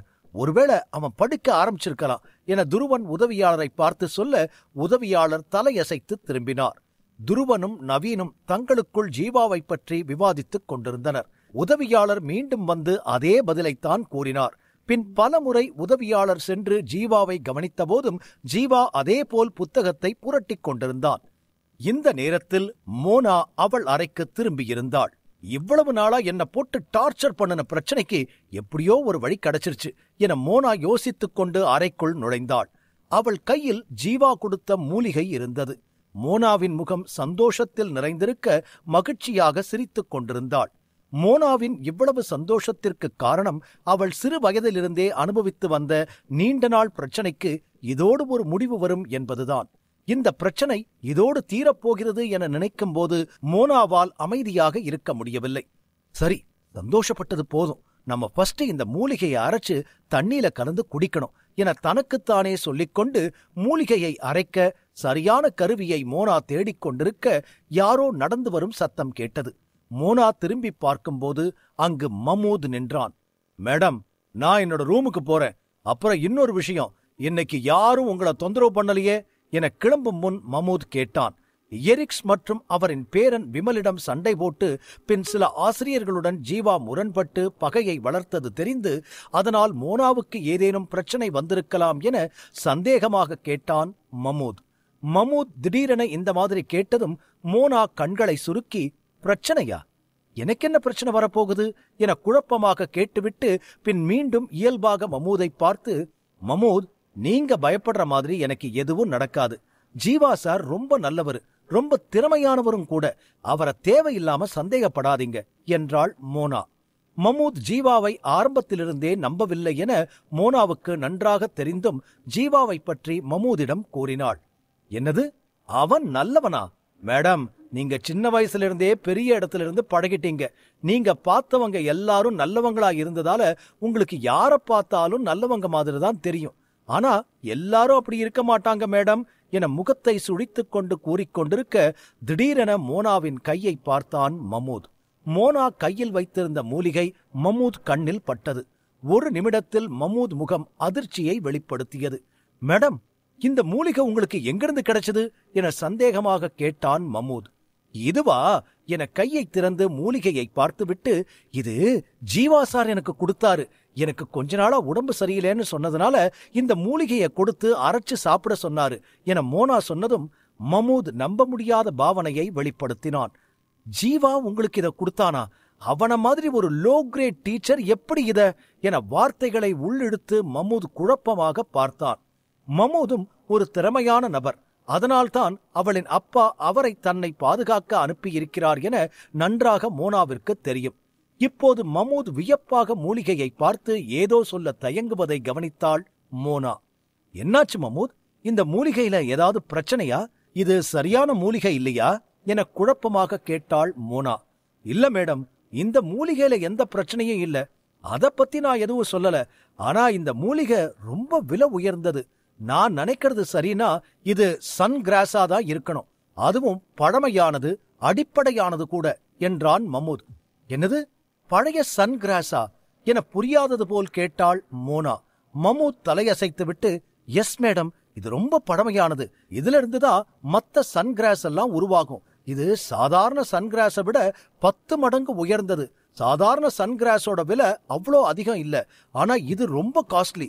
கொஞ்சம் வருஷம் முன்னாடி நான் மேயர் கூட நாடு முழுவதும் சுத்தும் போது இத பார்த்தேன். ஒரு குச்சி ₹1,00,000 சொன்னாங்க என மமூத் ஆச்சரியமாக கூறினான். இந்த மூலிகை இவ்வளவு விலை உயர்ந்தது என மமூத் சொல்ல, மமூத் மாமா, நீங்க நிஜமாதான் சொல்றீங்களா? என்னால நம்பவே முடியல என விழிகளை விரித்துக் கொண்டு கேட்டாள் மோனா. மமூத் மீண்டும் ஒருமுறை மோனா கையில் இருந்த மூலிகையை பார்த்து, 100% எனக்கு தெரியும் மேடம், இந்த மூலிகை தான் அது. இந்த சன்கிராஸை என்னால மறக்க முடியாது. ஏன்னா இதை விட சிறந்த மூலிகையை நான் பார்த்ததில்ல. அதான் இவ்வளோ நம்பிக்கையா சொல்றேன் என மமூத் உறுதியாக கூறியதை பார்த்த மோனா ஆச்சரியமாக, ஓல்டு சன்கிராஸா, ₹1,00,000 என வாயை பிளந்தாள். ஜீவாவின் மரியாதை இப்போது மோனாவின் மனதில் பல மடங்கு உயர்ந்தது. மேடம், இப்ப நீங்க சொல்லுங்க, உண்மையா இத அந்த ஜீவாதான் உங்களுக்கு கொடுத்தானா என்றான் மீண்டும் சந்தேகமாக. ஆமா, அவர்தான் கொடுத்தாரு என தலையசைத்தாள் மோனா. மேஜிக் ஸ்கூல்ல இருக்கிற மட்டமான டீச்சர் அந்த ஜீவாதான். அவனுக்கு சம்பளமும் ரொம்ப குறைவு. அவன் எப்படி இவ்ளோ விலை உயர்ந்த மூலிகையை கொடுத்தான் என ஒன்றும் நினைத்து புரியாமல் யோசித்தான் மமூத். இது ஜீவா சார் கொடுக்கும்போது இவ்ளோ காஸ்ட்லின்னு சொல்லலையே. அவர் ஏதோ வாக்கிங் போகும்போது கிடைச்ச மாதிரி சாதாரணமா தான் கொடுத்தாரு. ₹1,00,000 ஒரு வீடே வாங்கியிருக்கலாமே. இதை எப்படி எனக்கு சும்மா கொடுத்தாரு என நினைத்து மோனா கண்கள் கலங்கியது. இல்ல, இத நான் வாங்கியிருக்க கூடாது. இது ரொம்ப காஸ்ட்லி. இதை எப்படி சும்மா வாங்கி வச்சுக்க முடியும் என யோசித்துவிட்டு நிமிர்ந்து நின்று ஆழமாக மூச்சை இழுத்துவிட்டு ஒரு முடிவுக்கு வந்தாள் மோனா. மோனா அவள் பிரச்சனையை தீர்க்க வேண்டும். மேலும் ஜீவாவின் மாணவியாக இருந்தாலும் இவ்வளவு உயர்ந்த மூலிகையை இலவசமாக எடுத்துக்கொள்ள முடியாது. ஒன்று இதற்கான விலையை கொடுக்க வேண்டும், இல்லையென்றால் அதற்கு ஈடாக ஏதாவது ஒன்றை கொடுக்க வேண்டும். இந்த மேஜிக் ஸ்கூலை பொறுத்தவரை மாணவர்கள்தான் ஆசிரியர்களை கவர பரிசுகளை தருவார்கள். ஆனால் ஜீவா எதையும் யோசிக்காமல் இவ்வளவு பெரிய உயர்ந்த மூலிகையை கொடுத்தது மோனாவை யோசிக்க வைத்தது. முதலில் இந்த மூலிகையின் விலை தெரியவில்லை என்பதால் யதார்த்தமாக வாங்கிவிட்டாள். ஆனால் இப்போது அதன் மதிப்பு தெரிந்தபின் அப்படியே வைத்துக்கொள்ள மோனாவின் மனது இடம் கொடுக்கவில்லை. மமூத் மாமா, உங்ககிட்ட இப்ப எவ்வளவு பணம் இருக்கு என வேகமாக கேட்டாள் மோனா. மமூத் தன் பாக்கெட்டில் தேடி எல்லா பணத்தையும் எடுத்து மேஜை மீது வைத்துவிட்டு, 20,000 இருக்கு மேடம் என்றான். மோனாவை பாதுகாக்க மட்டுமே மமூத் இங்கு வந்திருந்ததால் அவன் அதிக பணம் கொண்டு வரவில்லை. வெறும் 20,000 மட்டுமே மமூதிடம் இருந்தது. மோனா சிறிதும் யோசிக்காமல் பணத்தை அப்படியே எடுத்துக்கொண்டு, நான் எடுத்துக்கிறேன் மாமா என பணத்துடன் வீட்டிலிருந்து வேகமாக வெளியில் ஓடினாள். இதை பார்த்து குழப்பமான மமூத் ஒன்றும் புரியாமல் மோனாவின் பின்னால் ஓடினான். சிறிது நேரத்தில் மோனாவும் மமூதும் வகுப்பை அடைந்தனர். மோனா மூச்சு வாங்கி நின்று வகுப்பில் பார்வையை செலுத்தினாள். அங்கு யாரும் இல்லை. வெளியில் வந்து சுற்றியும் பார்த்தாள். அங்கேயும் யாரும் இல்லை. மோனா தீவிரமாக தேடுவதை பார்த்த மமூத் யோசிக்காமல், மோனா மேடம், ஜீவா கடைசியா கெமிஸ்ட் குரூப் பக்கம் போனதை பார்த்தேன் என்றான். கெமிஸ்ட் குரூப்பா? அங்கிருந்துதான் இந்த மூலிகையை பத்தி ஜீவா சாருக்கு தெரிஞ்சிருக்குமோ என சந்தேகமாக கேட்டு ஒரு நொடி எதையோ யோசித்துவிட்டு, மமூத் மாமா வாங்க, ஜீவா சாரை இப்பவே பார்க்கணும் என சொல்லிவிட்டு வேகமாக ஓட மோனாவை மமூதும் வேகமாக பின்தொடர்ந்தான். இப்போது மோனாவின் மனதில் ஓடிக்கொண்டிருப்பதெல்லாம் ஒன்றே ஒன்றுதான். அது பணத்தை எப்படியாவது ஜீவாவிடம் கொடுக்க வேண்டும் என்பதுதான். ஜீவா எப்படி மோனாவை நடத்துகிறானோ அப்படியே அவளும் நடந்து கொள்ள வேண்டும் என நினைத்தாள். எதையும் எதிர்பார்க்காமல் கொடுத்த இந்த மூலிகைக்கு நாம் விலை கொடுக்க வேண்டும் என நினைத்து ஓடினாள். சில நிமிடத்தில் இருவரும் வேதியியலாளர் குழுவை அடைந்தனர். சுற்றியும் பார்த்துவிட்டு வரவேற்பு அறையில் இருந்த சரிகாவை பார்த்து அவளிடம் பேசினாள் மோனா. என்ன சொல்றீங்க? ஜீவா சார் கெமிஸ்ட் அசிஸ்டன்ட் ஆகிறதுக்கு டெஸ்ட் எழுத போயிருக்காரா என மோனா ஆச்சரியமாக கேட்டாள். என்னது, அந்த திரு வாத்து மாதிரி முழிச்சுக்கிட்டு இருந்தவன் ஒரு டீச்சரா என நினைத்து நம்ப முடியாமல் மோனாவை பார்த்து, ஆமா, அவர் கெமிஸ்ட் டெஸ்டுக்கு தான் போயிருக்காரு என்றாள் சரிகா. மோனாவும் மமூதும் குழப்பமாக ஒருவரை ஒருவர் பார்த்து கொண்டனர். கெமிஸ்ட் டெஸ்டா என மமூத் கண்கள் சுருங்கியது. இந்த கெமிஸ்ட் டெஸ்ட் அவ்வளவு சாதாரண விஷயம் இல்ல. இதுல கலந்துக்கிறவங்க லட்சக்கணக்கான மூலிகை அத பத்தின தகவல்களை ஞாபகம் வச்சிருக்கணும். பல வருஷம் பிராக்டிஸ் பண்ணினாதான் இதுல பாஸ் பண்ண முடியும். இதுல கலந்துகிட்ட நிறைய பேரை எனக்கு தெரியும். ஒரு சிலர் தான் பாஸ் ஆகியிருக்காங்க. 1000 பேருக்கு 5 பேர் பாஸ் பண்ற அளவுக்கு இந்த டெஸ்ட் இருக்கும் என மமூத் சொல்ல மோனா வியப்பாக பார்த்தாள். மோனாவிற்கு இந்த வேதியியல் தேர்வு பற்றியெல்லாம் எதுவும் தெரியாததால் மமூத் சொல்வதை ஆச்சரியமாக கேட்டாள். மேயரின் உடன் மமூத் பயணித்ததால் இதை பற்றி இயல்பாகவே மமூத் அறிந்திருந்தான். என்ன, டெஸ்ட் முடிஞ்சுதா? அவன் ஃபெயில் ஆயிருப்பான்னு எனக்கு தெரியும். ஏன்னா இந்த டெஸ்ட் அவ்வளோ கஷ்டம் என சரிகாவிடம் கூறினான் மமூத். என்னது, ஃபெயிலா? அப்படிதான் நானும் முதல்ல நினைச்சேன். ஆனா அவர் முதல் ரவுண்ட்ல பாஸ் பண்ணி இப்ப 2வது ரவுண்டுக்கு போயிட்டாரு. மொத்தம் 3 ரவுண்ட் இருக்கு. இப்ப 2வது ரவுண்ட்ல என்ன ஆக போகுதுன்னு தான் தெரியல என்று சரிகா வியப்பாக கூறினாள். 74. சரிகா சொன்னதை கேட்டு மமூத் அதிர்ந்து போனான். இப்படி ஒரு பதிலை மமூத் துளி கூட எதிர்பார்க்கவில்லை. ஜீவா எப்படி இதை சாத்தியமாக்கினான் என மமூத் புரியாமல் குழம்பினான். யார் இந்த ஜீவா? மோனா மேடம் கிட்ட யாருக்கும் கிடைக்காத விலையுயர்ந்த மூலிகையை கொடுத்தது மட்டும் இல்லாம இப்ப ரொம்ப கஷ்டமான கெமிஸ்ட் டெஸ்ட்ல ஃபர்ஸ்ட் ரவுண்ட்ல பாஸ் பண்ணிருக்கான். இதெல்லாம் பாஸ் பண்றது பல பேருக்கு கனவு மாதிரி.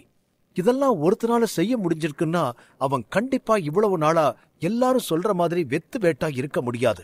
அப்புறம் ஏன் இந்த ஜீவாவை எல்லாரும் இப்படி சொல்றாங்க? இதுல எது உண்மை என நினைத்து முதல் முறையாக மமூதுக்கு ஜீவா மீதுள்ள எண்ணம் மாறத் தொடங்கியது.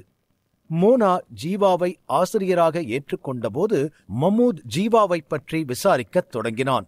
அப்போது மமூதுக்கு பல விஷயங்கள் ஜீவாவை பற்றி தெரிய வந்தது. ஜீவா தன் 18 வயதிலேயே டான் 3 நிலையை எட்டினான்.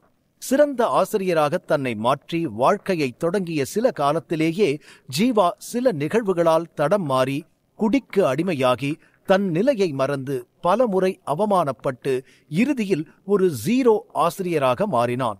ஜீவாவால் ஒரு மாணவன் இறந்துவிட்டான் என்ற புரளி பரவி ஜீவாவின் மதிப்பை மேலும் கெடுத்தது. இதெல்லாம் மமூத் உணர்ந்துதான் ஜீவா வகுப்பில் மோனா சேருவதை தடுத்தான். ஆனால் மோனா ஜீவாவை விட்டு விலக முடியாது என பிடிவாதமாக இருந்தாள். ஒரு நாள் ஜீவாவை பற்றிய உண்மை தெரியும் போது மோனா தன்னால் விலகிவிடுவாள் என மமூத் நினைத்தான். ஆனால் இப்போது ஜீவாவை பற்றிய உண்மை புரிய ஆரம்பிக்கும் போது மோனா சரியான ஆசிரியரைத்தான் தேர்ந்தெடுத்திருக்கிறார் என்ற எண்ணம் மமூதுக்கு வராமல் இல்லை. சரிகா இப்போது முகம் சுழித்து, ஒருத்தன் தியரி டெஸ்ட்ல பாஸ் பண்றதுனால ரொம்ப திறமையானவன்னு சொல்லிட முடியாது. அவனுக்கு பிராக்டிஸ் தெரியாத வர தியரி அறிவெல்லாம் வேஸ்ட் தான். 2வது ரவுண்ட்ல பிராக்டிஸ் நாலேஜ் இல்லாம ஒன்னும் பண்ண முடியாது. 10 மூலிகையில ஒரு மூலிகை பெயரை தப்பா எழுதினாலும் தோல்விதான் கிடைக்கும் என கூறினாள். சரிகா இப்போது வரை ஜீவாவை ஒரு வேதியியலாளனாக நினைக்கவில்லை. முதலில் நேரத்தை கடத்த இங்கு வந்திருக்கிறான் என நினைத்தாள். பின் தன்னை கவர இங்கு வந்திருக்கிறான் என சந்தேகப்பட்டாள் சரிகா. ஜீவா இங்கு வரும் சில ஆண்கள் போல் தன்னை பார்க்க வந்து சீன் போடுகிறான் என நினைத்து கொஞ்சம் கேவலமாக ஜீவாவை நினைத்திருந்தாள் சரிகா. இந்த நேரத்தில் 2 பேர் நடந்து வந்தனர். அவர்கள் இருவரும் ஜீவாவுடன் முதல் சுற்றில் தேர்ச்சி பெற்றவர்கள். அவர்களை பார்த்து சரிகா வேகமாக, என்னாச்சு, 2 பேரும் பாஸ் பண்ணிட்டீங்களா என கேட்டாள். இருவரும் உதட்டை பிதுக்கி சோகமாக தலையசைத்து இல்லை என்றனர். சரிகாவைப் போல் இவர்களும் பலமுறை இந்த டெஸ்டில் கலந்து கொண்டுள்ளதால் இந்த தோல்வி அவர்களை பெரிதாக பாதிக்கவில்லை. சோகமாக இருந்தாலும் அமைதியாகத்தான் இருவரும் இருந்தனர். முதல் ரவுண்டில் நல்ல மதிப்பெண் பெற்ற ஜீவா 2வது ரவுண்டில் மாஸ்டர் கெமிஸ்டின் தவறுகளை சுட்டிக்காட்டி சொல்லியிருந்தான். அவனுக்கு எங்கிருந்து அவ்வளவு திறமை வந்தது என புரியவில்லை. இப்படிப்பட்ட ஒருவனிடம் எப்படி போட்டி போடுவது என இருவரும் நினைத்துக்கொண்டு வெளியில் வந்திருந்தனர். இருவரும் தோல்வியடைந்ததைக் கேட்ட மறுநொடி, அப்போ அந்த ஜீவா என்ன ஆனாரு என ஆர்வமாக கேட்டாள் சரிகா.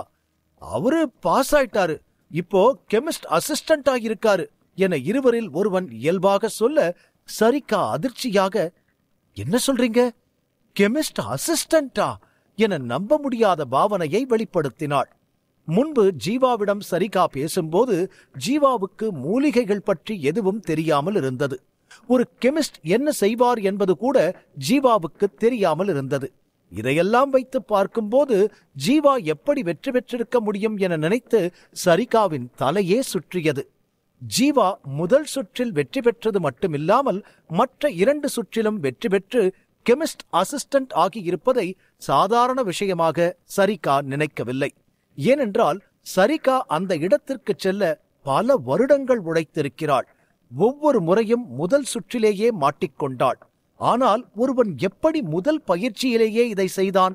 இதை நினைக்கும்போது தன்னை நினைத்து வெட்கப்பட்டாள் சரிகா. அதே நேரம் இப்படி ஒரு மேதையை கேவலமாக நினைத்ததை நினைத்து சரிகா வேதனையும் அடைந்தாள். இருவரும் சரிகாவிடம் சொல்லி முடிக்க மோனா சுற்றியும் பார்த்துவிட்டு, சரி அதெல்லாம் இருக்கட்டும் பிரதர், இப்ப ஜீவா சார் எங்க இருக்காரு, எப்ப வருவாரு என ஆர்வமாக கேட்டாள். சரிகா போல் மோனா இருவரும் சொன்னதைக் கேட்டு வியப்படையவில்லை. ஏனென்றால் ஜீவாவை பற்றி மோனாவிற்கு நன்றாக தெரியும். ஜீவா இதில் வெற்றி பெற்றது அவ்வளவு பெரிய விஷயம் இல்லை. அவர் தோல்வி அடைந்திருந்தால்தான் அது பெரிய விஷயம் என ஆச்சரியப்பட்டிருப்பாள் மோனா. அவர் இப்போ பேசிக் லைப்ரரியில இருக்காரு. கெமிஸ்ட் ஆகிறதுக்கு நாளைக்கு மதியம் நடக்கிற விவாதத்துல கலந்துக்க போறதுக்கு புக் ரெஃபர் பண்ணிட்டு இருக்காரு என்றான் எதிரில் இருந்தவன். அவன் பெயர் அமர். நல்ல திறமை இருந்தும் போராடி 2வது சுற்றில் வெளியேறியவன். அசிஸ்டன்ட் ஆனவுடனே கெமிஸ்டாக போட்டி போட ஒரு துணிச்சல் வேண்டும். நல்லா ட்ரைனிங் பண்ணினவங்க கூட இந்த விவாதத்துல கலந்துக்க நடுங்குவாங்க. ஆனா ஜீவா இதை என்ன தைரியத்துல செய்கிறான் என சரிகாவால் புரிந்து கொள்ள முடியவில்லை. மீண்டும் நம்ப முடியாமல் பார்த்து, என்னது, ஃபார்முலா விவாதமா, அதுவும் நாளைக்கு மதியமா? நீங்க ஜோக் பண்ணலையே, என்னால இதை நம்ப முடியல. இது எதுக்கான விவாதம் என்றாள் சரிகா மேலும் குழப்பமாக. அமர் தலையசைத்து, வேதியியல் வல்லுநராக ஒரே ஃபார்முலா விவாதம்தான். இதுல 10 வேதியியல் வல்லுநர்களை ஒருவர் தோற்கடிக்க வேண்டும். மருந்து தயாரிக்கிறத விட இந்த விவாதம் ரொம்ப கஷ்டம்னு நவீன் சார் சொல்லி இருக்காரு. அதை விட இதுல தோத்தவங்களுக்கு கடுமையான தண்டனை கிடைக்கும் என அமர் சொல்லிக்கொண்டு அந்த தண்டனையை நினைத்து உடல் நடுங்குவதை உணர்ந்தான். இப்பதான் எனக்கு ஞாபகம் வருது. இத பத்தி நானும் ஜெய் மாமாவும் ஒரு புக்ல படிச்சிருக்கோம். 10 கெமிஸ்ட் கேள்வி கேட்பாங்க. எதை பத்தி வேணாலும் அவங்க கேள்வி இருக்கும். எல்லாத்துக்கும் தயங்காம வேகமா பதில் சொல்லணும். இது மருந்து தயாரிக்கிற முறையை விட பல மடங்கு கஷ்டம்தான். ஜீவா சார் தான் சின்ன வயசுலயே கெமிஸ்ட் அசிஸ்டன்ட் ஆயிட்டாரே, அப்புறம் எதுக்கு கெமிஸ்டாக இவ்வளோ அவசரம் அவருக்கு? யாராலையும் அசிஸ்டன்ட் ஆனதுமே கெமிஸ்ட் ஆக முடியாதுங்கிறது தான் உண்மை. இந்த விவாதம் ஷார்ட் கட் தான். அதனால இதுல ரொம்ப பிரச்சனையை உருவாக்கி தண்டனையெல்லாம் ரொம்ப கடுமையா வச்சிருக்காங்க. கொஞ்சம் வருஷம் அசிஸ்டண்டா பிராக்டிஸ் பண்ணி இருந்தா ஈஸியா கெமிஸ்ட் ஆயிடலாம். இவர் ஏன் இவ்வளோ அவசரப்பட்டு தப்பான முடிவு எடுத்திருக்காரு என ஆச்சரியமாக கூறினாள் சரிகா. அமர் தலையசைத்து விட்டு, எனக்கும் ஏன் அவர் அப்படி பண்ணாருன்னு தெரியல. ஆனா அவர் ஏதோ குறிப்பிட்ட உடல் வகைக்கான புக்ஸ் பத்தி தெரிஞ்சுக்கிறதுல மும்முரமா இருந்தாரு. அந்த புக்ஸ் எல்லாம் ஸ்பெஷல் லைப்ரரியில தான் இருக்கும். அதுக்காக தான் அவர் இவ்வளோ ரிஸ்க் எடுக்கிறாருன்னு நினைக்கிறேன் என அமர் எல்லோரிடமும் கூறினான். பின் ஏதோ நினைவுக்கு வர, அட இத மறந்துட்டே, ஏதோ 15 நாள்ல இந்த புக்ஸ் எல்லாம் படிக்கணும், ஏதோ முக்கியமான விஷயம், 15 நாள் தான் டைம் இருக்குன்னு பேசிக்கிட்டு இருந்தாரு, அதான் சீக்ரெட் கெமிஸ்ட் ஆகணும்னு நினைக்கிறார் போல என்றான் அமர். 15 நாளா? அது என்ன விஷயம் என சரிகா புரியாமல் முணுமுணுத்தாள். சரிகாவுக்கும் மற்றவர்களுக்கும் இது பற்றி ஒன்றும் புரியவில்லை. ஆனால் மோனா இதை கேட்டவுடனே புரிந்து கொண்டாள். சாரதி சாரிடம் சவால் விட்டது மோனாவின் நினைவுக்கு வந்தது. ஜீவா சார் மருந்துகளைப் பற்றி தெரிந்து கொண்டு வலிமையை அதிகரிக்க வைக்க நினைக்கிறார். ஆனால் 15 நாட்களுக்குள் வலிமையை அதிகரிக்க வைக்க முடியுமா? எப்படியிருந்தாலும் ஜீவா சார் இதை செய்வார் என முழுவதுமாக நம்பினாள் மோனா. இப்போது அவள் முகம் மகிழ்ச்சியில் நிறைந்திருந்தது. இந்த நேரத்தில் ஜெய் அந்த இடத்தில் நெருங்கினார். ஹாய் ஜெய் மாமா, கரெக்டான நேரத்துக்கு தான் வந்திருக்கீங்கன்னு நினைக்கிறேன் என சொல்லி துள்ளி குதித்தாள் சரிகா. அப்படியா? என்ன விஷயம்? இவ்ளோ ஆர்வமா இருக்க நீ? இப்படி உன்னை பார்த்து ரொம்ப நாள் ஆச்சே என புருவத்தை உயர்த்தி கேட்டார் ஜெய். நானும் இப்படி ஒரு சம்பவத்தை பார்த்து ரொம்ப நாள் இல்ல இப்படி ஒரு சம்பவத்தை பார்த்ததே இல்ல, அதான் என்னால ஆர்வத்தை கண்ட்ரோல் பண்ண முடியல என சொல்லிவிட்டு நடந்த அனைத்தையும் கூறினாள் சரிகா. ஜெய் கண்கள் ஆச்சரியத்தில் நிறைந்தது. என்ன சொல்ற நீ? நிஜமாவா என்றார் அதே அதிர்ச்சியோடு. ஆமா ஜெய் மாமா, நிஜமாதான். சரி அதை விடுங்க, இந்த ஃபார்முலா விவாதத்துல தோத்துட்டா என்ன தண்டனை கிடைக்கும் அதை மட்டும் சொல்லுங்க கொஞ்சம் ப்ளீஸ் என சரிகா வேகமாக கேட்டாள். அதெல்லாம் எனக்கு தெரியாது என தலையை ஆட்டினார். ஃபார்முலா விவாதம் பற்றி புத்தகத்தில் மட்டுமே படித்திருந்ததால் அதை பற்றி எதுவும் அவருக்கு தெரிந்திருக்கவில்லை. ஆனால் இந்த நேரத்தில் அமர் குறுக்கிட்டு, எனக்கு அந்த தண்டனையை பத்தி தெரியும், நவீன் மாஸ்டர் இத பத்தி சொன்னாரு என சொல்ல அனைவரின் கண்களும் அமர் மீது விழுந்தது. பின் கொஞ்சம் யோசித்துவிட்டு, மொத்தம் 3 தண்டனை இருக்கு. முதல் தண்டனை ஒவ்வொரு வேதியியலாளருக்கும் 1 லட்சம் கொடுக்க வேண்டும். அதாவது 10 வேதியியலாளருக்கு மொத்தம் 10 லட்சம் கொடுக்கணும். 2வது தண்டனை அவருக்கு 100 கசையடி கிடைக்கும். 3வது வேதியியலாளர் தேர்வுல 10 வருஷத்துக்கு கலந்துக்க தடை பண்ணிடுவாங்க என்றான் அமர். மோனாவின் கண்கள் வெளியில் வந்து விழுவது போல ஆனது. என்னது, 10 லட்சம், 100 கசையடி, 10 வருஷம் தடையா என முணுமுணுத்துக் கொண்டு ஜீவாவை ஒருமுறை நினைத்து பார்த்து சிலிர்த்து போனாள் மோனா. ஜீவா சார், நீங்க நிஜமா கிரேட். எங்களை கைட் பண்றதுக்கும் எங்களோட வலிமையை அதிகமாக்கவும் நீங்க உங்க வாழ்க்கையவே அடகு வைக்க முடிவு பண்ணிட்டீங்க. நீங்க என்னோட டீச்சரா கிடைச்சதுக்கு நான் என்ன புண்ணியம் பண்ணேன்னே தெரியல என நினைத்துக் கொண்டு ஆனந்த கண்ணீர் வடித்தாள் மோனா. இந்த நேரத்தில் ஜீவா பேசிக் லைப்ரரியில் புத்தகங்களை புரட்டிக் கொண்டிருந்தான். நேரம் கடந்து கொண்டிருந்தது. இரவு 10 மணியை நெருங்கியது. ஜீவா ஒரு வழியாக பல மணி நேரம் புத்தகத்தை புரட்டி அனைத்தையும் மாய லைப்ரரியில் ஸ்டோர் செய்துவிட்டு நிம்மதி பெருமூச்சு விட்டான். இந்த பேசிக் லைப்ரரியில் அனைத்து வகையான புத்தகங்களும் இருந்தது. எல்லாவித மருந்து தயாரிப்புகளை பற்றியும் இருந்தது. சில நாட்கள் முன்புதான் ஜீவா போர்நிலை மற்றும் வலிமை இரண்டையும் வேகமாக அதிகரித்தான். இவ்வளவு பெரிய லைப்ரரியில் அனைத்து வித புத்தகங்கள் இருந்தும் பிரத்யேக உடல் மருந்து தயாரிக்கும் புத்தகம் இல்லை என்பதை ஜீவா தெளிவாக தெரிந்து கொண்டான். என்னடா இது, இவ்வளோ புக்கு இருந்தும் நமக்கு தேவைப்படுற புக்கு எதுவும் இல்லையே. அப்படின்னா நமக்கு வேண்டிய புக்ஸ் எல்லாம் அந்த ஸ்பெஷல் லைப்ரரியில தான் இருக்கணும். கெமிஸ்டானா மட்டும்தான் அந்த லைப்ரரிக்குள்ள நம்மளால போக முடியும் என ஜீவா நினைத்துக் கொண்டான். இருந்தாலும் நாளை நடக்க இருக்கும் தேர்வுக்கு இந்த லைப்ரரியில் இருக்கும் புத்தகங்களே போதுமானது என முடிவு செய்தான். வேதியியலாளர்கள் குழு இந்த நாட்டில் சிறு குழுவாக இருந்தாலும் இந்த குழுவுக்கு பல குழுக்களின் ஆதரவு இருந்தது. பல சக்தி வாய்ந்தவர்கள் கூட இந்த குழுவுக்கு ஆதரவு தெரிவித்திருந்தனர். அதனால்தான் நாட்டில் என்ன நடந்தாலும் இந்த குழு தங்கள் பணியை நிறுத்தவில்லை. இந்த லைப்ரரி முழுக்க 1000 வருடங்களுக்கு மேல் லட்சக்கணக்கான புத்தகங்கள் குவிந்து கிடக்கிறது. வேதியியலாளர்கள் வேலை செய்து கொண்டே இருந்ததால் அவர்களின் கண்டுபிடிப்புகள் புத்தகத்தில் பதிவாகிக் கொண்டே இருந்தது. எந்த வேதியியலாளரும் தன் வாழ்நாள் முழுவதும் இந்த லைப்ரரியில் இருந்தால் கூட இங்கிருக்கும் அனைத்து புத்தகங்களையும் படிக்க முடியாது. அதனால் ஒரு வேதியியலாளர் கூட அதை பற்றி நினைத்ததில்லை. ஆனால் மாய லைப்ரரியால் ஜீவாவுக்கு இதை செய்வது எளிதாக இருந்தது. அதனால் ஒரே நாளில் மொத்த புத்தகத்தையும் படித்து முடித்தான். ஜீவாவுக்கு இப்போது தலைவலி மருந்து முதல் போதைப் பொருள் வரை அனைத்தையும் தயாரிக்க முடியும் என்பது போல் ஒரு நம்பிக்கை பிறந்தது. இருப்பினும் இது அனைத்தும் ஒரு கோட்பாடு மட்டுமே. உண்மையில் ஜீவா மருந்து தயாரிக்க முயன்றால் இதில் வரும் பிரச்சனைகளை அவன் அறிந்து கொள்வான். ஜீவா சில யோசனைக்குப் பின் வயிறு ஏதோ பண்ணுவதை உணர்ந்தான். நீண்ட நேரமாகி விட்டதால் அவனை பசி வாட்டி வதைக்க ஆரம்பித்தது. பசி தாங்க முடியலையே. இப்படி தாங்க முடியாத பசி வந்தாதான் சாப்பிட தோணுது நமக்கு. வர வர நம்ம ஓவர் டைம் வேலை செய்கிறோம் போல. முதல்ல போய் சாப்பிடலாம் என ஜீவா வயிறை தேய்த்துக் கொண்டு வெளியில் கிளம்பினான். ஜீவா லைப்ரரியிலிருந்து வெளியில் வந்து கொண்டிருந்த போது கெமிஸ்ட் அறைக்கு பக்கம் பார்வையை செலுத்தினான். அங்கு மாஸ்டர் துருவனும் மாஸ்டர் நவீனும் அமர்ந்திருந்தனர். இவங்க இங்க என்ன பண்றாங்க?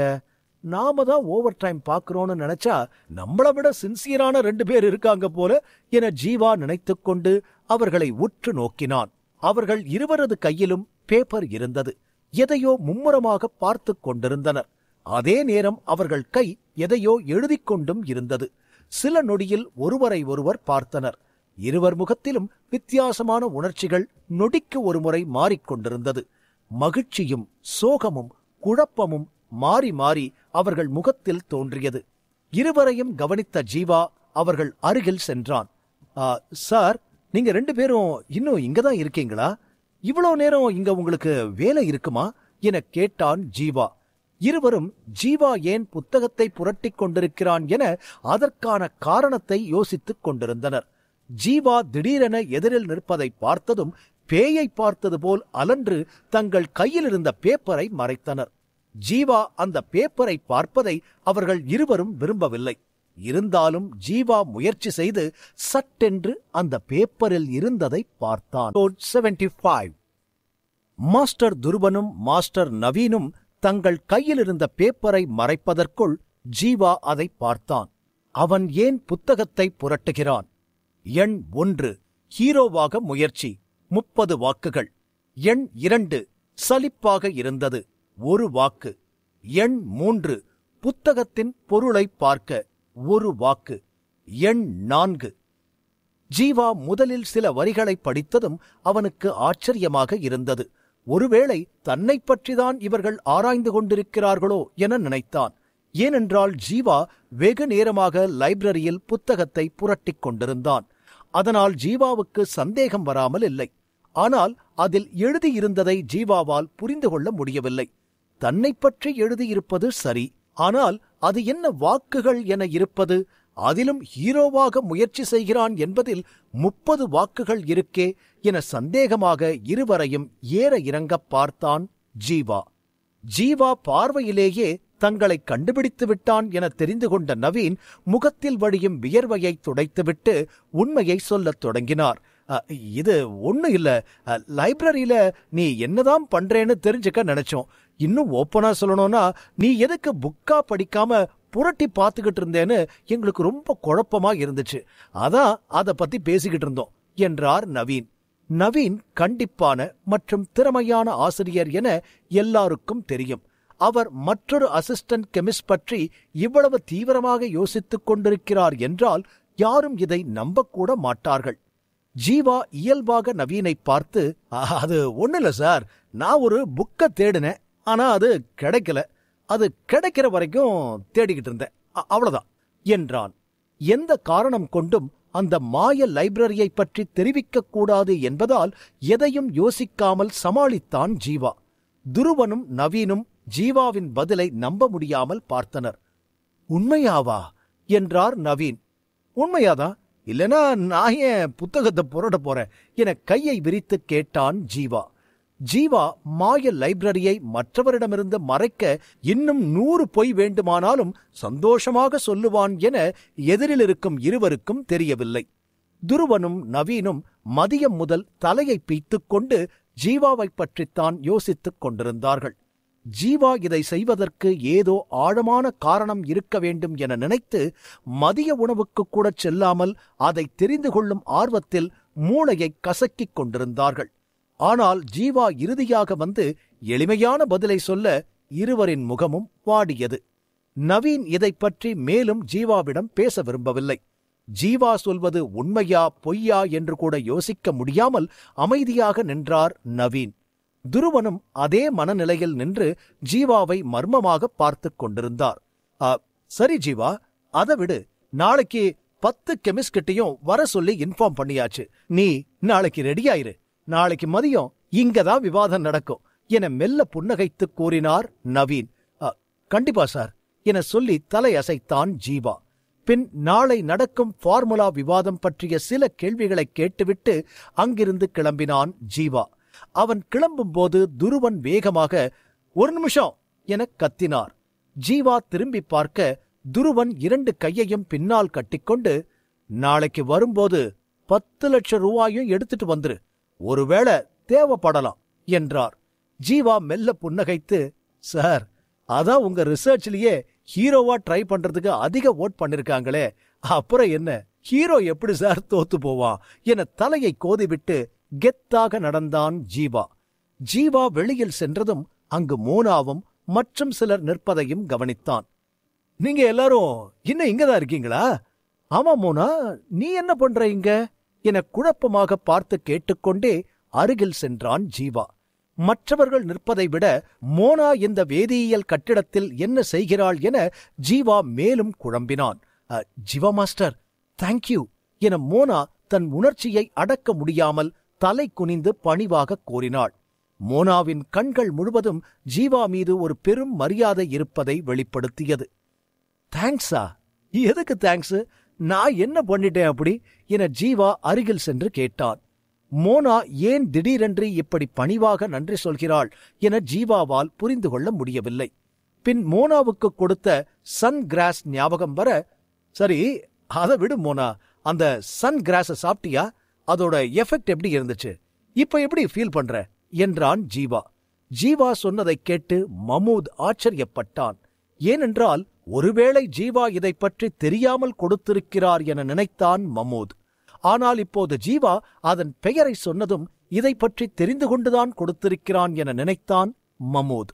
மேலும் ஜீவாவுக்கு இந்த மூலிகை பற்றி மட்டுமல்ல, அதன் விலை கூட தெரிந்திருக்கலாம் என யோசித்தான் மமூத். ஜீவாவை பற்றி மமூத் என்ன கேள்விப்பட்டிருந்தாலும் அவன் கேள்விப்பட்டது அனைத்தும் உண்மை என்றாலும் கூட ஜீவா அவனுடைய மாணவர்களுக்காக இவ்வளவு தூரம் உதவி செய்வது மமூதிற்கு ஆச்சரியத்தை கொடுத்தது. Jeeva master, really sorry. அன்னைக்கு ஏதோ உங்களை பத்தி தெரியாம உங்ககிட்ட தப்பா நடந்துகிட்டேன். அதை நினைச்சு இப்ப ரொம்ப ஃபீல் பண்றேன். நான் உங்களை சந்தேகப்பட்டது உண்மைதான், ஆனா அதெல்லாம் தப்புன்னு இப்ப புரிஞ்சுக்கிட்டேன். என்னை மன்னிச்சிடுங்க என மண்டியிட்டு மன்னிப்பு கேட்டான் மமூத். இவ்வளவு சிறந்த ஆசிரியரை எப்படி அனைவரும் தவறாக சித்தரிக்கிறார்கள்? ஒருவேளை இவருக்கு எதிராக யாரோ சதி செய்து இவரை பற்றி தவறாக பரப்பி இருக்கலாம் என மமூத் மனதில் இப்போது ஓடிக்கொண்டிருந்தது. என்ன நீ திடீர்னு ரொம்ப நல்லவனா மாறிட்ட? என்ன நடந்துச்சு நீ இவ்வளோ மாற என புரியாமல் கேட்டான் ஜீவா. ஜீவாவுக்கு ஏன் இருவரும் இவ்வளவு மரியாதை கொடுக்கிறார்கள், மமூத் எப்படி மாறினான் என புரிந்து கொள்ள முடியவில்லை. நாம வெறும் அசிஸ்டன்ட் கெமிஸ்டா தானே ஆயிருக்கோம், கெமிஸ்ட் ஆகிறதுக்கு முன்னாடியே இவ்வளோ மரியாதையா என நினைத்து ஜீவா இருவரையும் பார்த்தான். ஜீவா இங்கு வந்ததற்கு முக்கிய காரணம் மாதேஷ் உடலில் உள்ள ராஜவம்ச இரத்தத்தை தூண்டுவதற்காகத்தான்.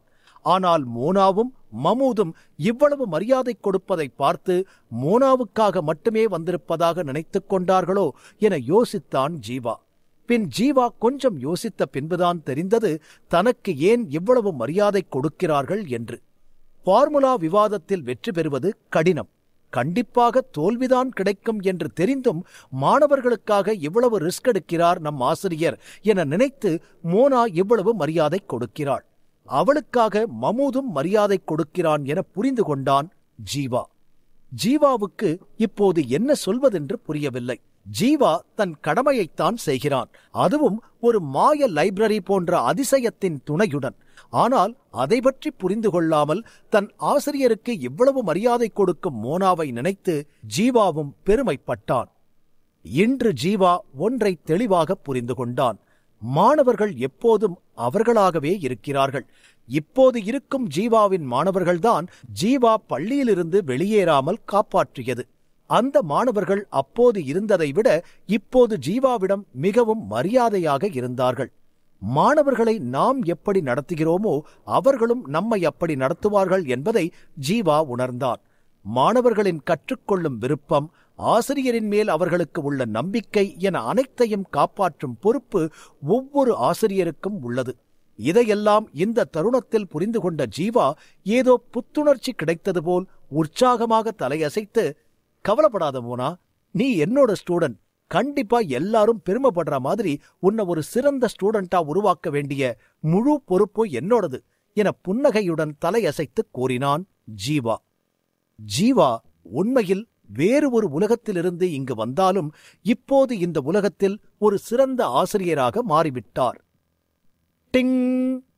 ஜீவா யோசனையில் இருக்கும்போது அவனையே அறியாமல் மாய நூலகம் திடீரென அதிர்ந்து ஒரு தங்க நிற புத்தகம் வந்து விழுந்தது. அதை ஜீவா சரியாக கவனிக்காமல் இருந்தான். ஜீவா மாய லைப்ரரியை கவனிக்கும் முன் மமூத் ஜீவாவின் அருகில் வந்து, ஜீவா சார், இந்த பழமையான சன்கிராஸ் விலை ரொம்ப அதிகம்னு எனக்கு தெரியும். என்கிட்ட இப்போ அவ்வளோ பணம் இல்ல. மோனா மேடம் உங்ககிட்ட மூலிகைய கடன் வாங்கின மாதிரியே இருக்கட்டும். சீக்கிரம் அந்த பணத்தை உங்களுக்கு கொடுத்துட்றேன். இப்போ இந்த பணத்தை வச்சுக்கங்க என தன் கையில் இருந்த 20,000 ரூபாயை ஜீவா முன் நீட்டினான் மமூத். ஜீவா மனதில் என்ன நினைக்கிறான் என மமூத் அறியவில்லை. மோனாவின் நன்மைக்காக தன் சக்தியை மீறிய மூலிகையை கொடுப்பதற்காக நினைத்துக்கொண்டு 20,000 ரூபாயை கொடுத்தான். மமூத் பணம் கொடுப்பதை சற்றும் எதிர்பார்க்காத ஜீவா, பரவாயில்ல, இருக்கட்டும், இது ஒரு சின்ன மூலிகை தானே, விடுங்க என பணத்தை வாங்க மறுத்தான் ஜீவா. ஜீவா சற்று முன்தான் ஆசிரியர் என்பவர் யார் என உணர்ந்தான். அதற்குள் எப்படி இந்த விஷயத்திற்கெல்லாம் பணம் வாங்க முடியும்? அதுவும் இல்லாமல் சாதாரண சிறிய சன்கிராஸ் தண்டுதான் அது. ஜீவாவை பொறுத்தவரை இன்னும் அதன் மதிப்பு சில 100 ரூபாய் எனதான் நினைத்திருந்தான். அதனால் இந்த சொற்ப பணத்திற்காக மாணவரின் பின் போக ஜீவா நினைக்கவில்லை. அதுவும் இல்லாமல் ஜீவாவிடம் லட்ச ரூபாய்க்கு மேல் பணம் இருந்தது. பிறகு ஏன் ஜீவா பணத்தை பற்றி யோசிக்க வேண்டும் என அதை தவிர்த்தான். மேலும் ஜீவா தன் புத்திசாலித்தனத்தால் இந்த மூலிகையை இலவசமாக பெற்றான். அதை பணம் வாங்காமல் தன் மாணவிக்கு கொடுப்பதில் என்ன தவறு என யோசித்தான். ஜீவா உறுதியாக இருப்பதை பார்த்த மமூத் அதற்கு மேல் கட்டாயப்படுத்த விரும்பாமல் பணத்தை தன் பாக்கெட்டில் வைத்துக் கொண்டான். மேலும் ஜீவாவை பார்த்து கவரப்பட்ட மமூத், ஜீவா சார், நீங்க நிஜமா ரொம்ப பெரிய மனுஷன்தான். உங்க ஸ்டூடெண்ட்டுக்காக லட்ச ரூபாய் மதிப்புள்ள மூலிகைய சும்மா கொடுத்திருக்கீங்க. உங்கள மாதிரி ஒருத்தரை நான் பார்த்ததில்ல, இனி பார்க்க போறதும் இல்ல என புன்னகைத்து கூறினான் மமூத். என்னது, லட்ச ரூபாயா? தன்னை அறியாமல் வியப்பில் கத்தினான் ஜீவா. இதை ஏண்டா நீ முன்னாடியே சொல்லல? தெரிஞ்சிருந்தா வாங்கியிருப்பேனே என நினைத்துக் கொண்டு பாவமாக பார்த்தான் ஜீவா. ஜீவா ஆச்சரியமாக கத்துவதை பார்த்து மமூத் குழப்பமாக, ஆமா, லட்ச ரூபாதான், உங்களுக்கு தெரியாதா என கேட்டான். தெரிஞ்சா நான் ஏண்டா வேண்டான்னு சொல்ல போறேன்? இதெல்லாம் முன்னாடியே சொல்றது இல்லையாடா தடியா என கடுப்பாக நினைத்துக் கொண்டான் ஜீவா. இப்போது ஜீவா பெருந்தன்மையாக பேசிவிட்டதால் மீண்டும் மாற்றி பேசினால் அவமானம்தான் மிஞ்சும். அதனால் ஜீவாவிற்கு இருக்கும் ஒரே வழி கெத்தாக பேசியதை அப்படியே மெயின்டைன் செய்வதுதான். ஜீவா மமூதை பார்த்து நெஞ்சை நிமிர்த்தி, எனக்கு அது லட்ச ரூபான்னு தெரியாதுதா, ஆனா எனக்கு இதை பத்தி தெரிஞ்சிருந்தாலும் நான் என் மாணவிக்கு சும்மாதான் கொடுத்திருப்பேன். என் ஸ்டூடெண்ட்டுக்கு நான் பண்ணாம வேற யார் பண்ணுவா என புன்னகைத்து கூறினான். மோனா மேடம் சொல்லும் போது எனக்கு தெரியல, ஆனா இப்ப நான் நேர்ல பார்த்தே புரிஞ்சுக்கிட்டேன். நீங்க நிஜமா கிரேட்டு தான். உங்கள மாதிரி ஒரு மாஸ்டர் கிடைச்சதுக்கு மோனா மேடம் கொடுத்து வச்சிருக்கணும் என உணர்ச்சி வசமாக கூறினான் மமூத். பக்கத்தில் இருந்து அனைத்தையும் பார்த்து கொண்டிருந்த சரிகா இப்போது தலை குனிந்து வெக்கத்தில் நின்றாள். ஜீவாவை தவறாக நினைத்ததை நினைத்து மீண்டும் ஒருமுறை குற்ற உணர்ச்சி அடைந்தாள். சரிகா முதலில் ஜீவாவை நினைத்ததற்கு அப்படியே நேர்மாறாக இருந்தான் ஜீவா. இதை சரிகா கொஞ்சம் கூட எதிர்பார்க்கவில்லை. ஜீவாவை தவறாக பார்த்த சரிகாவின் கண்கள் இப்போது ஆச்சரியமாக பார்த்தது. ஒருவரின் தோற்றத்தை வைத்து அவரை சாதாரணமாக எண்ணிவிடக்கூடாது என்பதை சரிகா தெளிவாக புரிந்து கொண்டாள். சரி, நாளைக்கு எனக்கு ஃபார்முலா டெஸ்ட் இருக்கு. இப்பவே டைம் ரொம்ப லேட்டு, நீங்களும் கிளம்புங்க, நாளைக்கு பார்க்கலாம் என ஜீவா சொல்லிவிட்டு கெமிஸ்ட் பில்டிங்கிலிருந்து வெளியே வந்தான். நள்ளிரவு நேரம், நிலவின் வெளிச்சம் மட்டும் பிரகாசமாக இருந்தது. ஜீவா தன் இரவு உணவை முடித்துவிட்டு தன் வீட்டை அடையும் போது 1 மணி ஆகியிருந்தது. ஆனால் ஜீவா இன்னமும் சோர்வடையாமல் இருந்தான். ஜீவாவின் உடல் மேம்பட்ட பிறகு முன்பை விட சுறுசுறுப்பாகவும் வலிமையாகவும் இருப்பதை உணர்ந்தான் ஜீவா. அதனால் இவ்வளவு நேரம் ஆகியும் சோர்ந்து போகாமல் இருந்தான். ஜீவாவுக்கு இப்போது தோன்றியதெல்லாம் ஒன்றுதான். டான் 6 நிலையை எப்படியாவது கடக்க வேண்டும். அப்போதுதான் மேஜிக் ஸ்கூலில் தன்னை சிறந்த மாஸ்டராக ஜீவா அடையாளப்படுத்த முடியும். அப்போதுதான் கிரேட் மாஸ்டர் ஆகவும் முடியும். கிரேட் மாஸ்டர் ஆன பின்புதான் தனியாக தொகுக்கப்பட்ட புத்தகத் தொகுப்பில் ஜீவாவுக்கு என்ட்ரி கிடைக்கும். அங்குதான் ஜீவா தன் நிலையை முழுவதுமாக உயர்த்த முடியும். அதற்கு முன் ஜீவா ராஜேந்திரன் மாஸ்டர் வீட்டிலிருந்த புத்தகங்களை பார்க்க வேண்டி இருந்தது. கண்களை மூடி மனதின் மாய லைப்ரரியை பார்க்க ஆரம்பித்தான். முன்னதாக ராஜேந்திரன் மாஸ்டர் வீட்டில் டான் 6 நிலை புத்தகங்கள் சிலவற்றை மாய லைப்ரரியில் பதிய வைத்திருந்தான் ஜீவா. டான் 6 புத்தகங்கள் முழுவதும் கிடைக்காவிட்டாலும் தெரிந்து கொள்ள வேண்டிய சில புத்தகங்கள் கிடைத்தது. அதில் சில தவறுகள் இருந்தாலும் மாய லைப்ரரி அதை சரியாக தொகுத்துக் கொடுக்கும் என்பதால் ஜீவா அதை பார்த்து கொண்டிருந்தான். மாஸ்டர் ராஜேந்திரன் வீட்டில் நகலெடுத்த புத்தகங்கள் அனைத்தும் இப்போது ஜீவா மனதில் தோன்றி சுற்றியது. பல புத்தகங்களின் குறைகள் களையப்பட்டு அனைத்தும் சேர்ந்து ஒரு புத்தகமாக முன்னால் சுற்றியது. ஜீவா அந்த புத்தகத்தை தெளிவாக பார்த்தான். அதை ஒருமுறை புரட்டி பார்த்தபின் ஜீவாவின் புருவம் உயர்ந்தது. இப்போது ஜீவாவுக்கு ஒன்று மட்டும் புரிந்தது. இந்த நிலையை கடப்பது அவ்வளவு கடினம் இல்லை என உணர்ந்தான். ஆனால் அதிலிருக்கும் ஒரே பிரச்சனை தன் உடலுக்கு தகுந்த சரியான வரிசையை கண்டுபிடித்து புள்ளிகளை திறக்க வேண்டும். ஜீவா கண்களை மூடி புத்தகத்தை உற்று நோக்கிக் கொண்டிருக்க அவன் உடல் மிதப்பது போல் ஆனது. வியர்வை வழிய தன் முழு கவனத்தையும் புத்தகத்தின் மீது செலுத்தினான் ஜீவா.